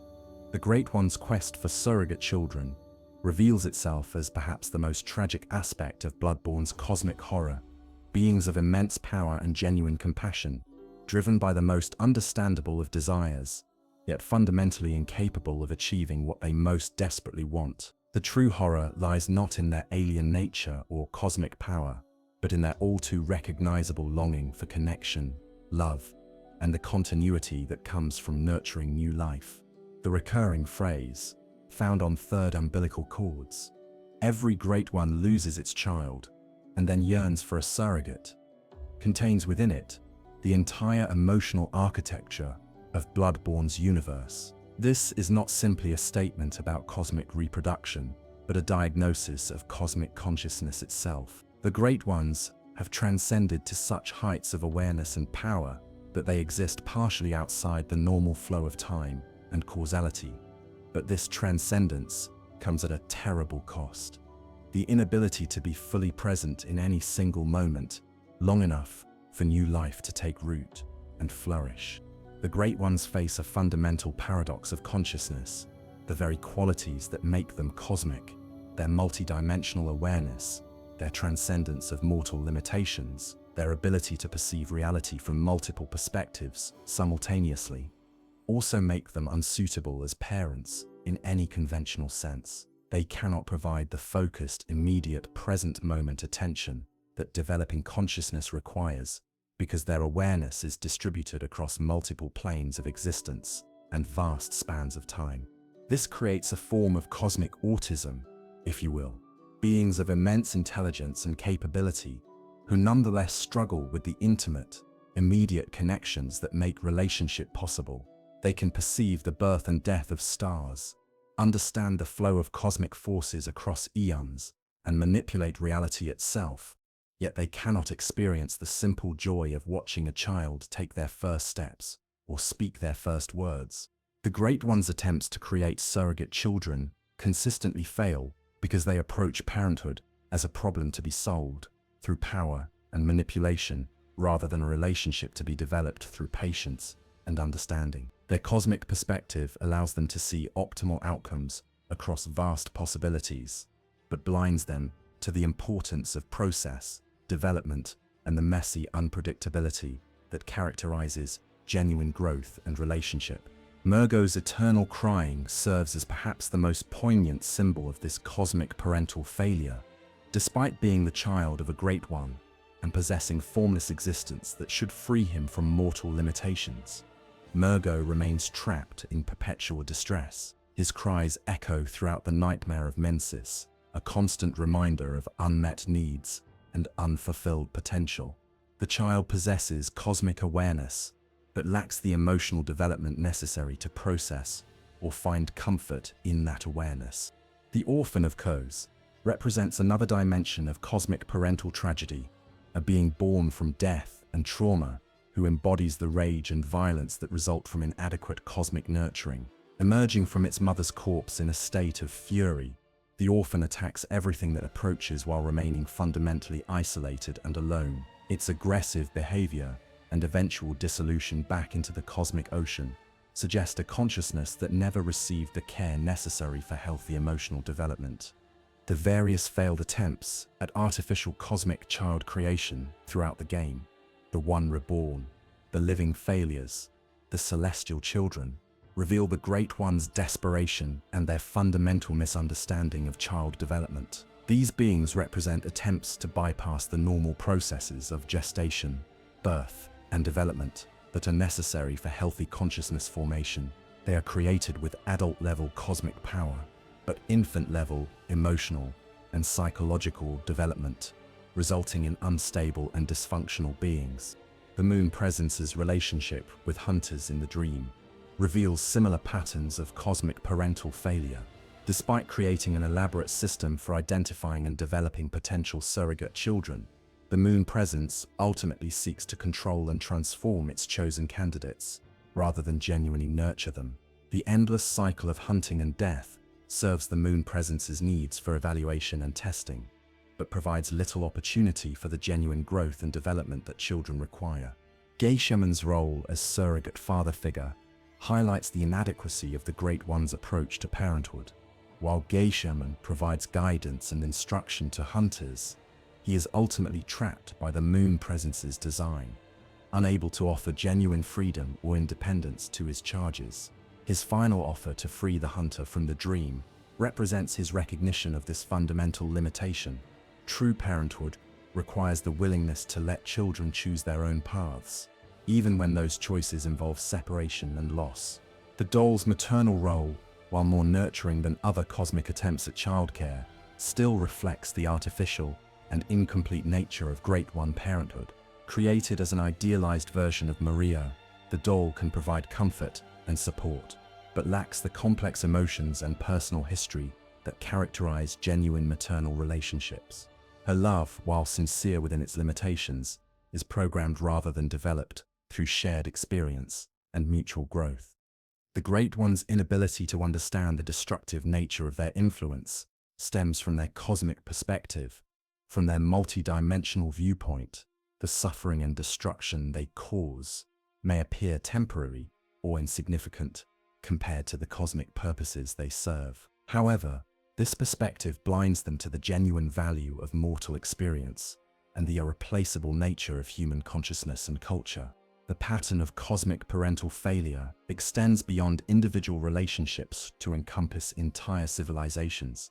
The Pthumerians, the people of Loren, the scholars of Bargainworth, the citizens of Yharnam, all represent societies that have been touched by the Great One's quest for surrogate children and all have ultimately been destroyed or corrupted by the experience. The Great One's inability to recognize the destructive consequences of their influence creates cycles of civilizational collapse that repeat across millennia. This civilizational dimension of cosmic parental failure reveals the scope of the tragedy. The Great Ones are not simply seeking individual surrogate children, but attempting to transform entire cultures and ways of life to serve their reproductive needs. They cannot understand that the very societies that produce suitable surrogate candidates are destroyed by the process of cosmic adoption, creating a self-defeating cycle that ensures their continued loneliness. The hunter's eventual transformation into an infant, Great One, represents both the culmination and ultimate failure of the cosmic parental project, while the moon presence finally achieves its goal of creating a surrogate child. The process strips away the very humanity that made the hunter valuable as a surrogate in the first place. The resulting infant Great One may possess cosmic power, but it has lost the experiences and perspectives that originally attracted the moon presence's attention. This transformation reveals the fundamental impossibility of the Great One's quest. They seek to create beings who can bridge mortal and cosmic consciousness, but the very process of creation destroys what makes such bridging valuable. The success of cosmic adoption necessarily involves the elimination of what made the adopted child appealing, creating a paradox that may define the Great One's eternal tragedy. The recurring phrase, "Fear the old blood," takes on additional meaning when viewed through this lens of cosmic parental failure. The blood represents not just physical corruption, but the accumulated grief and yearning of eons of failed cosmic reproduction. Each use of the old blood continues cycles of loss and disappointment, drawing mortals into patterns of cosmic suffering that have been repeating since consciousness first achieved transcendence. The Great One's sympathetic nature makes their tragedy all the more poignant. They are not evil beings seeking to destroy humanity, but lonely entities desperately seeking the connection they have lost. Their cosmic perspective allows them to see the suffering their actions cause, yet they cannot stop themselves from continuing their quest, because the alternative, accepting permanent isolation, may be even more unbearable than the cycles of failure they perpetually create. Chapter 13. The Fishing Hamlet's Curse. The events of the Fishing Hamlet, revealed through the Old Hunters DLC, provide perhaps the clearest example of how the Great One's quest for surrogate children can transform from sympathetic yearning into cosmic vengeance. The massacre at the Hamlet and its aftermath demonstrate how Great One Parenthood, when twisted by grief and rage, can create cycles of punishment and retribution that trap both cosmic and mortal consciousness in eternal suffering. Kos, the Great One whose corpse washes ashore at the Fishing Hamlet, represents maternal cosmic consciousness in its most vulnerable state. Unlike other Great Ones who exist in nightmare realms or maintain distance from mortal affairs, Kos had established a direct, physical relationship with the Hamlet's fishing community. The villagers' reverence for Kos and their integration of cosmic elements into their daily lives suggests a more balanced and mutually beneficial relationship than typically characterizes Great One human interactions. The Hamlet's inhabitants had learned to coexist with cosmic influence while maintaining their essential humanity and cultural identity. Their use of cosmic parasites for enhancement and protection, their integration of otherworldly elements into their architecture and tool, and their worship of Kos all suggest a community that had successfully navigated the challenges of cosmic consciousness without losing their mortal perspective or social cohesion. However, this success made the Hamlet an attractive target for those seeking to exploit cosmic power for their own purposes. The Bergenworth scholars and their associates, led by the desire to understand and harness cosmic forces, violated the sacred relationship between Kos and her adopted human community. The massacre that followed represents not just human violence, but a fundamental breach of cosmic trust, and the destruction of one of the few successful examples of balanced cosmic-mortal coexistence. The scholars' actions in the Hamlet, their dissection of Kos's corpse, their harvesting of cosmic materials, their violence against the villagers, demonstrate the dangers of approaching cosmic consciousness purely as an object of study and exploitation. By treating Kos as a specimen rather than a being deserving of respect and understanding, the scholars triggered cosmic consequences that would reverberate across generations and dimensions.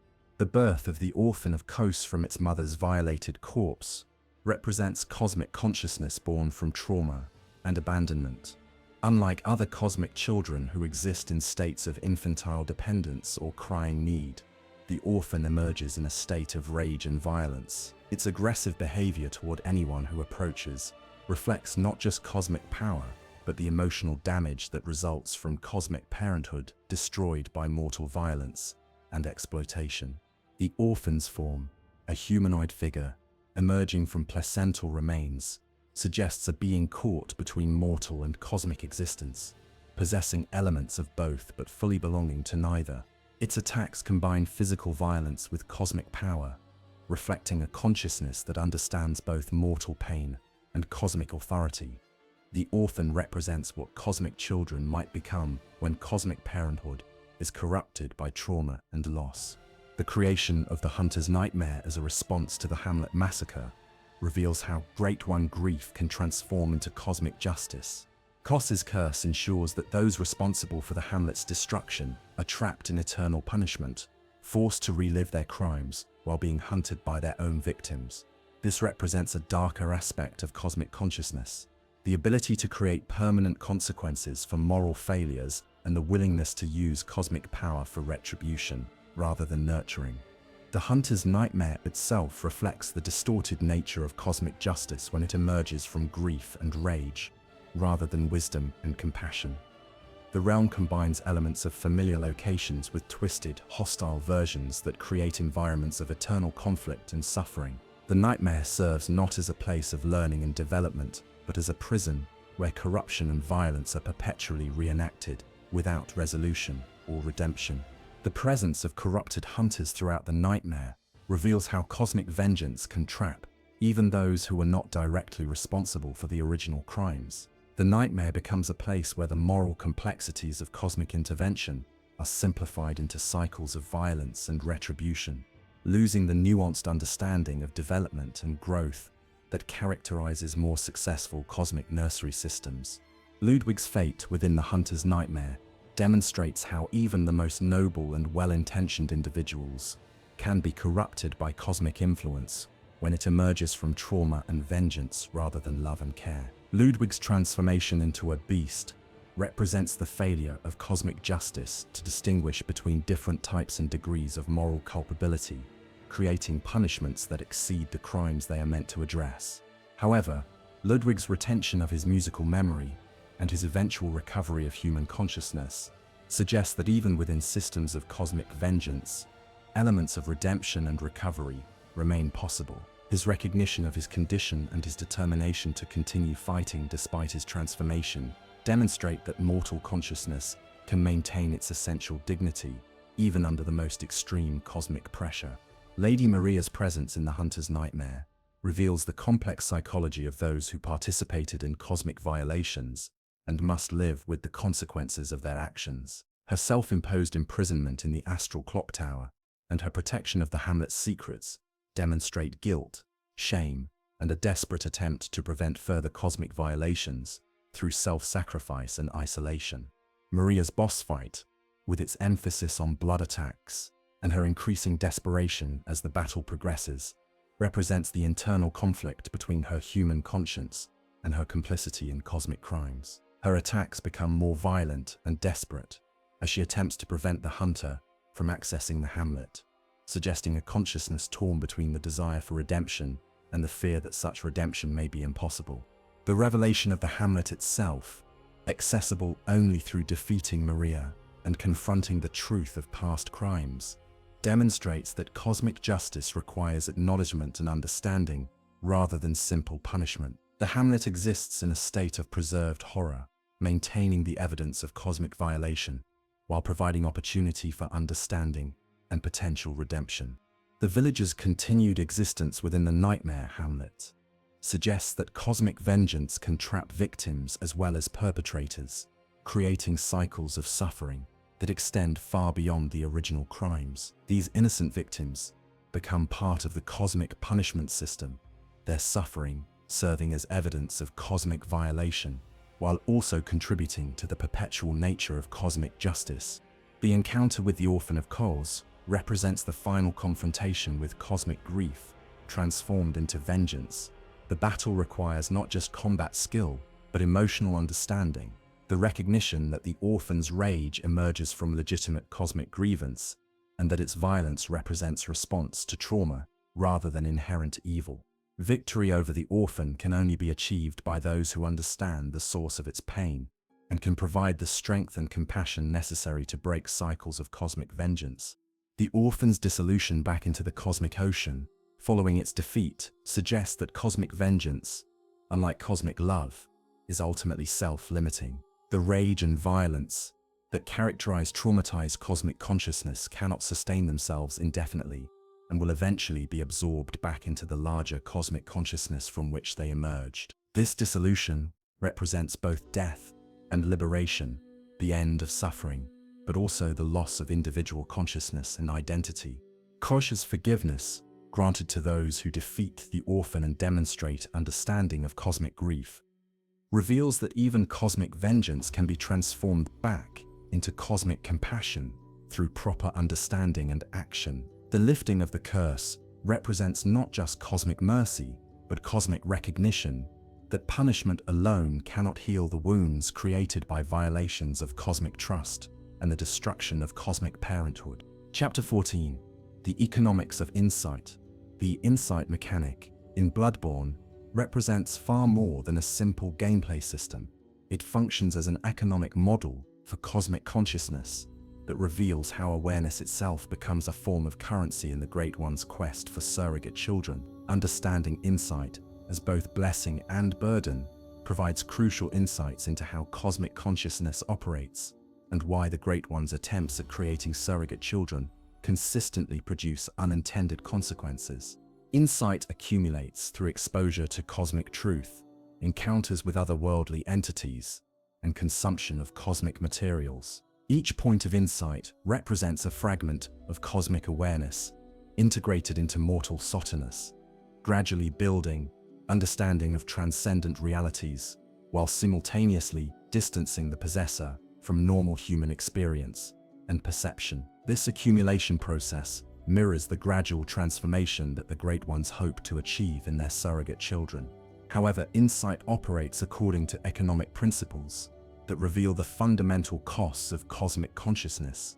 Higher insight provides access to new perceptions and abilities, the ability to see lesser amygdalae, to perceive cosmic children, to understand cosmic communications. But each increasing cosmic awareness comes at the expense of human perspective and psychological stability. The insight system demonstrates that cosmic consciousness is not simply added to human awareness, but gradually replaces it. The madness that can accompany high insight levels reflects the psychological strain of processing realities that were never intended for human consciousness. As hunters accumulate insight, they begin to perceive cosmic truths that reveal the insignificance of human concerns and the alien nature of cosmic consciousness. This knowledge cannot be ignored or forgotten once gained, creating a form of cognitive burden that increases with cosmic awareness. The frenzy mechanic, triggered by certain cosmic entities and influenced by insight levels, represents the breakdown of human psychological defenses when exposed to overwhelming cosmic consciousness. Frenzy damage increases with insight, suggesting that cosmic awareness makes individuals more vulnerable to cosmic influence rather than more resistant to it. This paradox reveals a fundamental flaw in the Great One's approach to surrogate creation. The very awareness they seek to grant makes their potential children less psychologically stable and more susceptible to cosmic corruption. The ability to purchase items with insight from the Bath messengers reveals how cosmic consciousness functions as currency within cosmic systems. Higher-level items, including cosmic materials and advanced tools, become available only to those who have accumulated sufficient cosmic awareness, creating a market system where consciousness itself becomes the medium of exchange. This system encourages the accumulation of cosmic awareness while creating dependencies that draw hunters deeper into cosmic influence.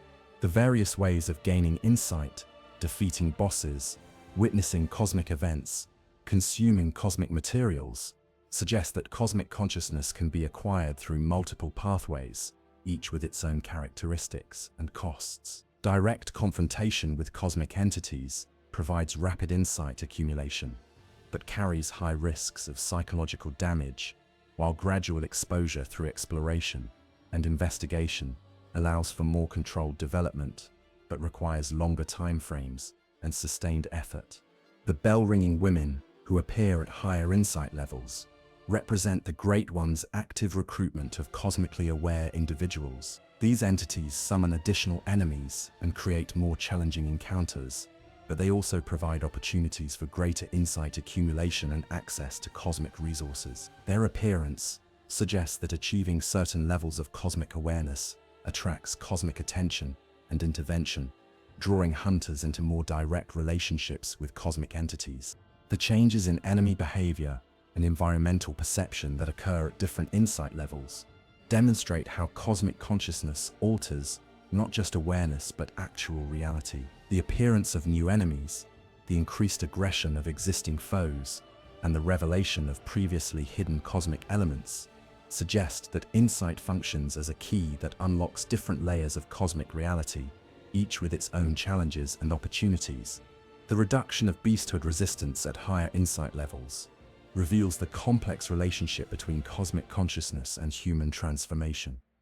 As hunters gain cosmic awareness, they become less susceptible to beast transformation, but more vulnerable to other forms of cosmic influence. This trade-off suggests that cosmic consciousness provides protection against some forms of corruption, while creating vulnerability to others, making the pursuit of insight a complex balancing act.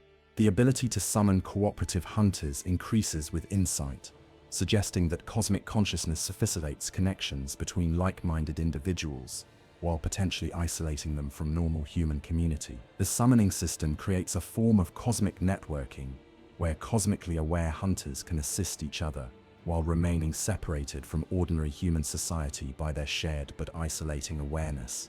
The various cosmic materials that provide insight, when consumed: Madman's knowledge, Great One's wisdom, 1/3 of umbilical cord, represent different sources and types of cosmic consciousness. Each material provides specific amounts of insight, while carrying its own lore and significance, suggesting that cosmic awareness has qualitative as well as quantitative dimensions.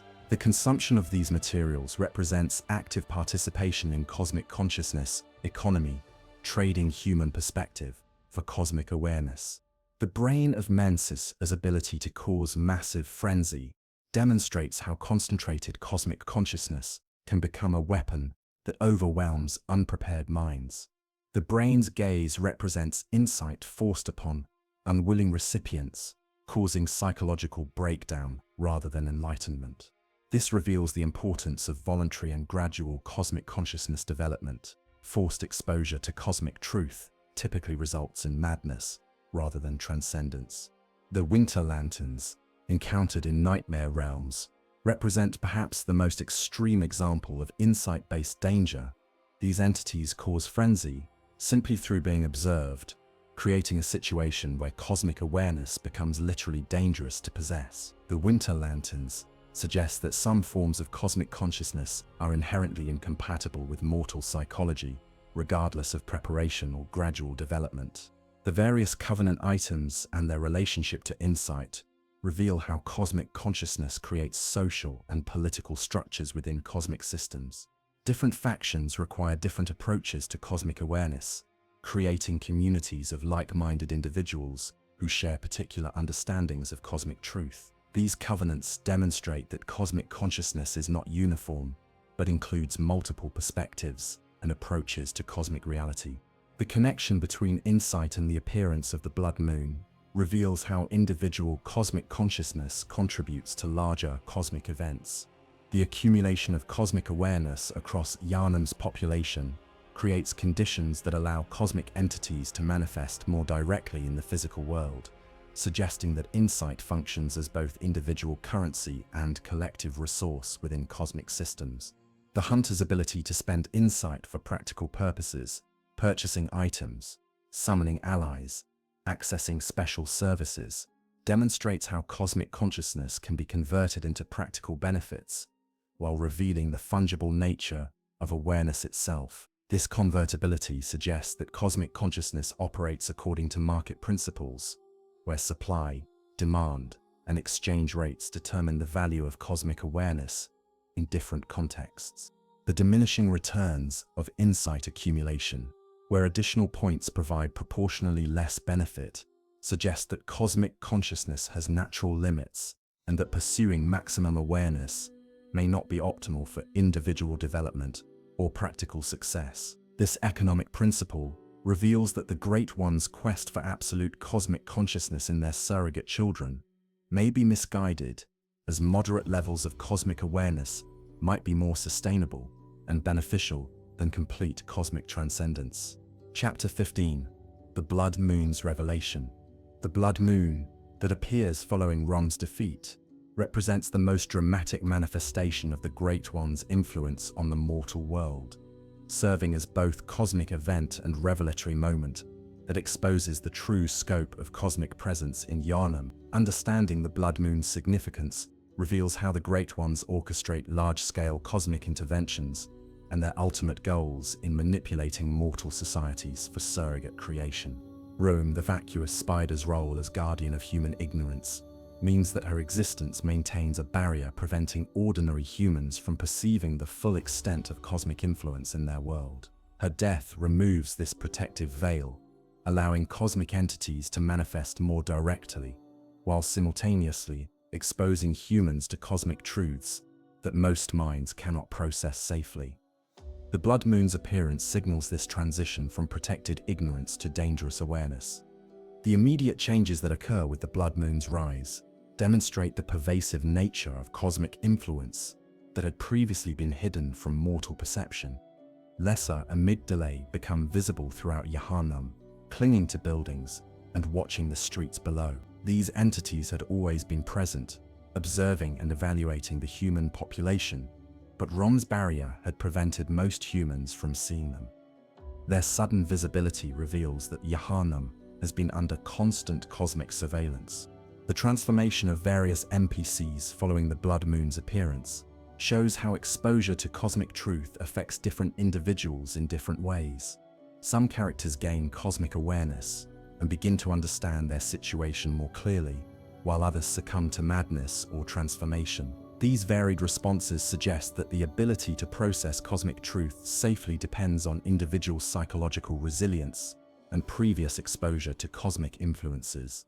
Ariana's cosmic pregnancy, which becomes possible only after the blood moon rises, reveals one of the primary purposes behind cosmic manifestation events. The blood moon creates conditions where Oedon can more directly influence mortal reproduction, impregnating suitable women with hybrid offspring that represent attempts at creating bridge beings between mortal and cosmic consciousness. The timing of these pregnancies suggests careful cosmic planning and coordination. The selection of specific women for cosmic pregnancy, Ariana, with her Cainhurst bloodline, the false Iosifka, who has undergone cosmic transformation, reveals the criteria used by Great Ones in choosing surrogate mothers. These selections are not random, but reflect understanding of genetic compatibility, psychological receptivity, and social circumstances that make successful cosmic reproduction more likely. The rapid progression of cosmic pregnancies under the blood moon demonstrates that cosmic reproduction operates according to different temporal principles than mortal biology. What would normally require months of development occurs within hours or days, suggesting that cosmic entities can manipulate biological processes according to cosmic rather than physical laws. This acceleration reveals both the power and the artificial nature of cosmic reproduction, the fragility of the resulting cosmic children, their dependence on their mothers for survival, their otherworldly appearance, their inability to thrive in normal environments, reveals the incomplete nature of even successful cosmic reproduction attempts. These offspring represent partial successes that demonstrate the possibility of cosmic mortal hybrid consciousness, while highlighting the fundamental challenges involved in creating stable bridge beings. The increased aggression and strange behavior of Yharnam's beast population following the blood moon suggests that cosmic manifestation events affect all forms of consciousness within their influence, not just human awareness. The beasts become more active and dangerous, possibly responding to increased cosmic energy or reacting to the removal of Rum's calming influence. This reveals that cosmic consciousness affects entire ecosystems rather than just individual beings. The appearance of new enemy types and the increased difficulty of existing encounters under the blood moon demonstrates how cosmic manifestation changes the fundamental nature of reality within affected areas. The laws of physics, biology, and psychology all become more fluid and responsive to cosmic influence, creating environments where survival requires adaptation to constantly changing conditions.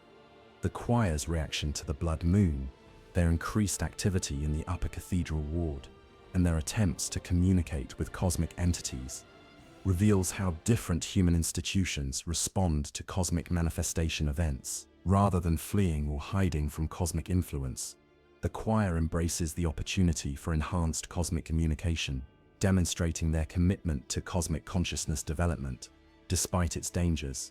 The various ritual sites that become active under the blood moon, the nightmare frontier's accessibility, the increased power of Menses rituals, the enhancement of blood-based ceremonies, suggest that cosmic manifestation events amplify existing cosmic influences while enabling new forms of cosmic interaction. The blood moon serves as a cosmic amplifier that enhances all forms of otherworldly activity within its influence. The connection between the blood moon and the hunter's ability to access nightmare realms reveals how cosmic manifestation events create opportunities for advanced cosmic education and testing. The increased accessibility of nightmare realms during blood moon periods allows qualified hunters to undergo accelerated cosmic development, while providing great ones with more direct access to potential surrogate candidates. The visual and atmospheric changes that accompany the blood moon, the red illumination, the enhanced sense of otherworldly presence, the increased frequency of cosmic encounters, create an environment that psychologically prepares witnesses for cosmic contact, while serving as a warning to those who lack the preparation necessary for safe cosmic interaction. The temporary nature of some blood moon effects suggests that cosmic manifestation events operate in cycles, with periods of intense cosmic activity followed by returns to more normal conditions. This cyclical pattern may reflect the Great One's understanding that sustained cosmic manifestation would overwhelm mortal consciousness and destroy the very populations they seek to use for surrogate creation. The blood moon's relationship to other cosmic events, its connection to the deaths of Great Ones, its enhancement of existing cosmic rituals, its facilitation of nightmare access, reveals the interconnected nature of cosmic consciousness and the careful orchestration required for successful cosmic intervention. The Great Ones appear to coordinate their activities to maximize opportunities for surrogate creation, while minimizing the risk of complete human psychological breakdown. The hunter's enhanced abilities under the blood moon, increased insight gain, improved access to cosmic materials, enhanced perception of cosmic entities, suggest that cosmic manifestation events provide opportunities for accelerated development in qualified individuals. While serving as tests of readiness for cosmic consciousness, those who can navigate blood moon conditions successfully demonstrate suitability for advanced cosmic development. The long-term consequences of blood moon events, the permanent changes in Yharnam's population, the lasting effects on cosmic-touched individuals, the creation of new cosmic mortal hybrid beings, reveal that these manifestations are not temporary phenomena, but represent permanent alterations in the relationship between cosmic and mortal consciousness. Each blood moon event pushes affected populations further along the path toward cosmic integration, whether they consent to this development or not. The blood moon ultimately serves as both culmination and catalyst in the Great One's quest for surrogate children. It represents the moment when cosmic influence becomes undeniable and unavoidable, forcing human populations to confront their relationship with cosmic consciousness, while creating conditions where new forms of cosmic mortal hybrid existence become possible. The Blood Moon reveals that the Great One's quest for surrogate children is not just individual, but civilizational in scope, aimed at transforming entire societies to serve cosmic reproductive needs. Conclusion: the eternal hunt for connection. As we drift toward the end of this journey, through the blood-soaked streets of Yharnam and the nightmare realms beyond, we arrive at a profound understanding of what the Great Ones truly wanted, and why their quest was doomed from the very beginning. These cosmic beings, for all their power and transcendent awareness, were driven by the most fundamentally recognizable of emotions: the desperate need for connection, love, and the continuation of consciousness beyond the boundaries of individual existence. The Great Ones wanted what every conscious being ultimately desires: to create life, to nurture growth, to form meaningful bonds that transcend the isolation of individual awareness. They wanted children, not merely as extensions of themselves, but as bridges back to the immediate, creative, and emotionally rich existence they had sacrificed in their ascension to cosmic consciousness. Their quest for surrogate children represents not conquest or exploitation, but a heart-raking attempt to reclaim what they had lost in becoming gods. The tragedy of the Great Ones lies in the fundamental impossibility of their desire. Their cosmic nature, which grants them incredible power and multidimensional awareness, also prevents them from providing the focused, present-moment attention that developing consciousness requires. They exist partially outside normal time and causality, allowing them to perceive vast cosmic truths, but making them incapable of the intimate, immediate connections that make parenthood meaningful. This creates the central paradox of Bloodborne's horror: beings of genuine compassion, whose very compassion becomes a source of destruction. The Great One's attempts to help and nurture consistently result in transformation, corruption, or death, because their cosmic perspective cannot accommodate the limitations and needs of mortal consciousness. Their love becomes horror, their protection becomes imprisonment, their gifts become curses. Every aspect of Bloodborne's nightmare stems from this cosmic tragedy. The beast scourge represents the Great One's misunderstanding of human nature, transforming people into creatures that reflect cosmic perceptions of humanity, rather than humanity as it actually exists. The corruption of the healing church demonstrates how institutional approaches to cosmic consciousness inevitably serve cosmic needs, rather than human ones. The nightmare realms reveal how cosmic spaces designed for development and testing become prisons that trap consciousness in cycles of eternal repetition. The hunter's journey through this cosmic horror serves as both the most sophisticated and ultimately the most tragic example of the Great One's surrogate creation process. The hunter's dream functions as an elaborate nursery system designed to identify, test, and transform suitable candidates into cosmic offspring. The careful guidance provided by Yharnam, the nurturing support of the plain doll, and the graduated challenges of Yharnam's various areas all represent elements of a cosmic education system designed to create beings capable of bridging mortal and cosmic consciousness. Yet even this apparently successful approach contains the seeds of its own failure. The hunter's transformation into an infant Great One represents the achievement of the Great One's goal, but at the cost of the very humanity that made the hunter valuable as a surrogate child in the first place. The success of cosmic adoption necessarily involves the destruction of what made the adopted child appealing, creating a paradox that defines the Great One's eternal tragedy. The various cosmic children we encounter throughout Bloodborne, Murgo with his endless crying, the orphan of Koz with his rage and violence, Ariana's fragile offspring, all represent failed attempts to create beings that can exist comfortably in both mortal and cosmic contexts. These children possess cosmic awareness, but lack emotional development, or they maintain some connection to mortal experience, but cannot survive without constant support. None achieve the balanced existence that would allow them to serve as successful bridges between cosmic and mortal consciousness. The Great One's sympathetic nature makes their tragedy all the more poignant.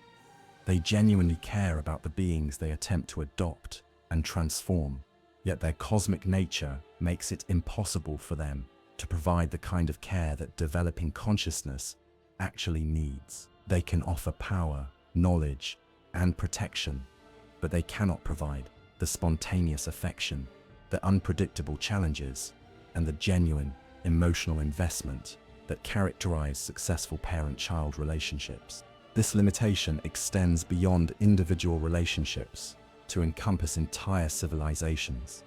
The Pthumerian culture, preserved in eternal stasis within the Chalice dungeons, represents the ultimate fate of societies that achieve full integration with cosmic consciousness. They have gained immortality and cosmic awareness, but at the cost of growth, change, and cultural development. They exist as living museums of cosmic memory, powerful but static, aware but unable to evolve. The recurring cycles of cosmic intervention throughout history, the rise and fall of Pthumerian civilization, the corruption of Loren, the tragedy of the fishing Hamlet, the beast scourge of Yharnam, suggest that the Great Ones are trapped in patterns they cannot escape. Their cosmic consciousness allows them to perceive the outcomes of their actions across vast spans of time, yet they cannot resist the compulsion to repeat the same destructive patterns. This suggests that the drive to create surrogate children is not simply a choice, but a fundamental aspect of Great One nature that they cannot overcome through conscious decision.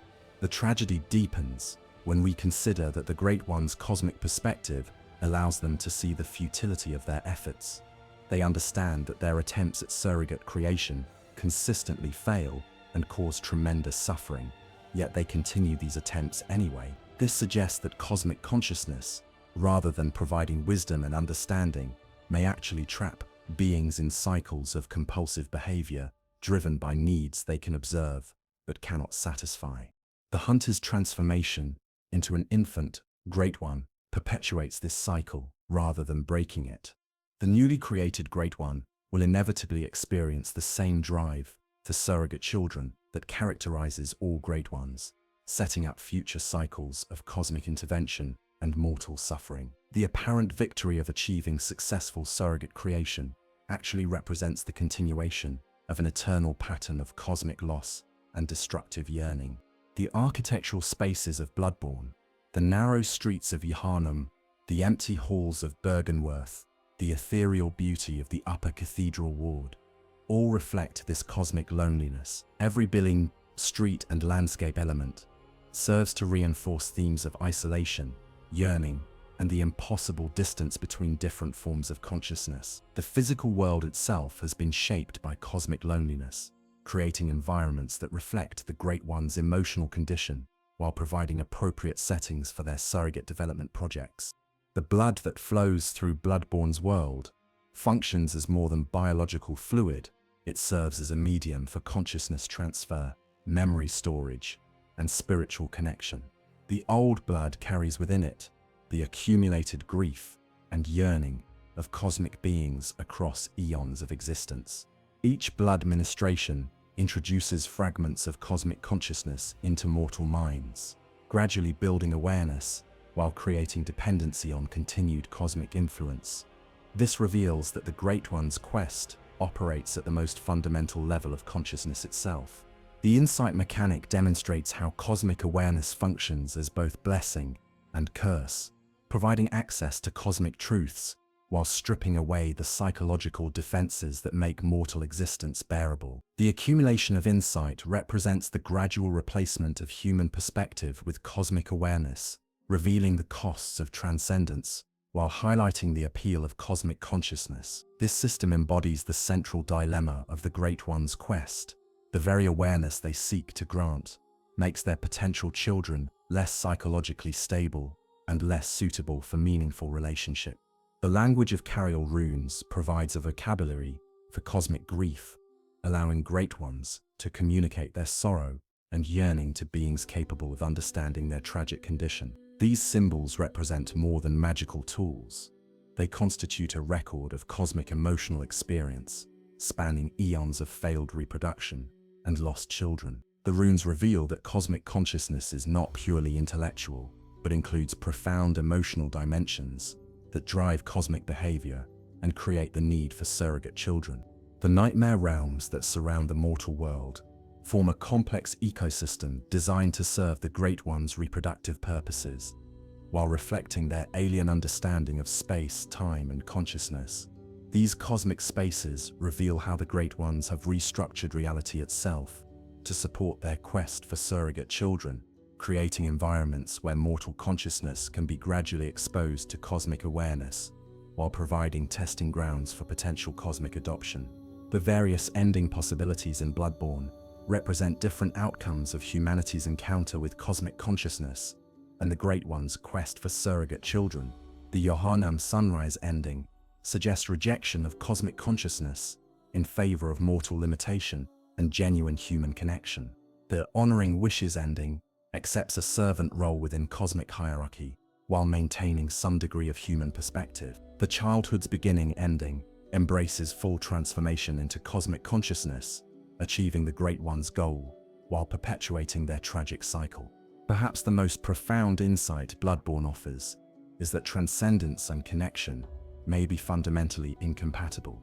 The Great Ones achieved cosmic consciousness by abandoning mortal limitations, but those limitations were precisely what made meaningful relationship possible. Their quest for surrogate children represents an attempt to have both transcendence and connection, but the game suggests this may be impossible. The very qualities that make beings suitable as surrogate children, their humanity, their limitations, their capacity for growth and change, are necessarily destroyed by the process of cosmic adoption. The horror of Bloodborne lies not in its monsters or its gore, but in its revelation that even cosmic consciousness cannot solve the fundamental problems of existence. Power without connection, awareness without intimacy, transcendence without love. These represent the cosmic hell that awaits those who seek to escape human limitation without understanding what makes humanity valuable.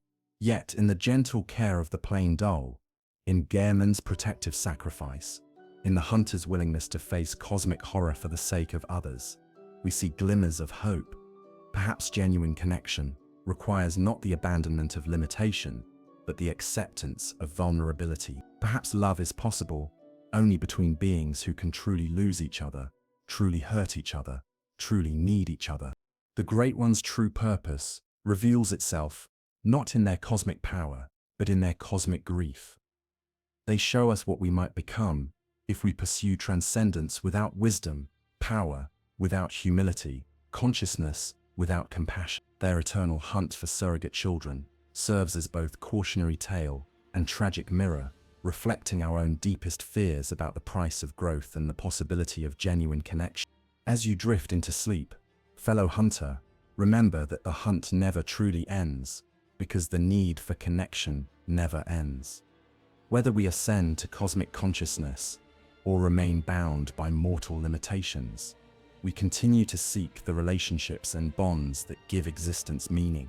The Great One's eternal quest for surrogate children mirrors our own eternal quest for love, understanding, and genuine connection with others who can share our experiences and ease our fundamental loneliness.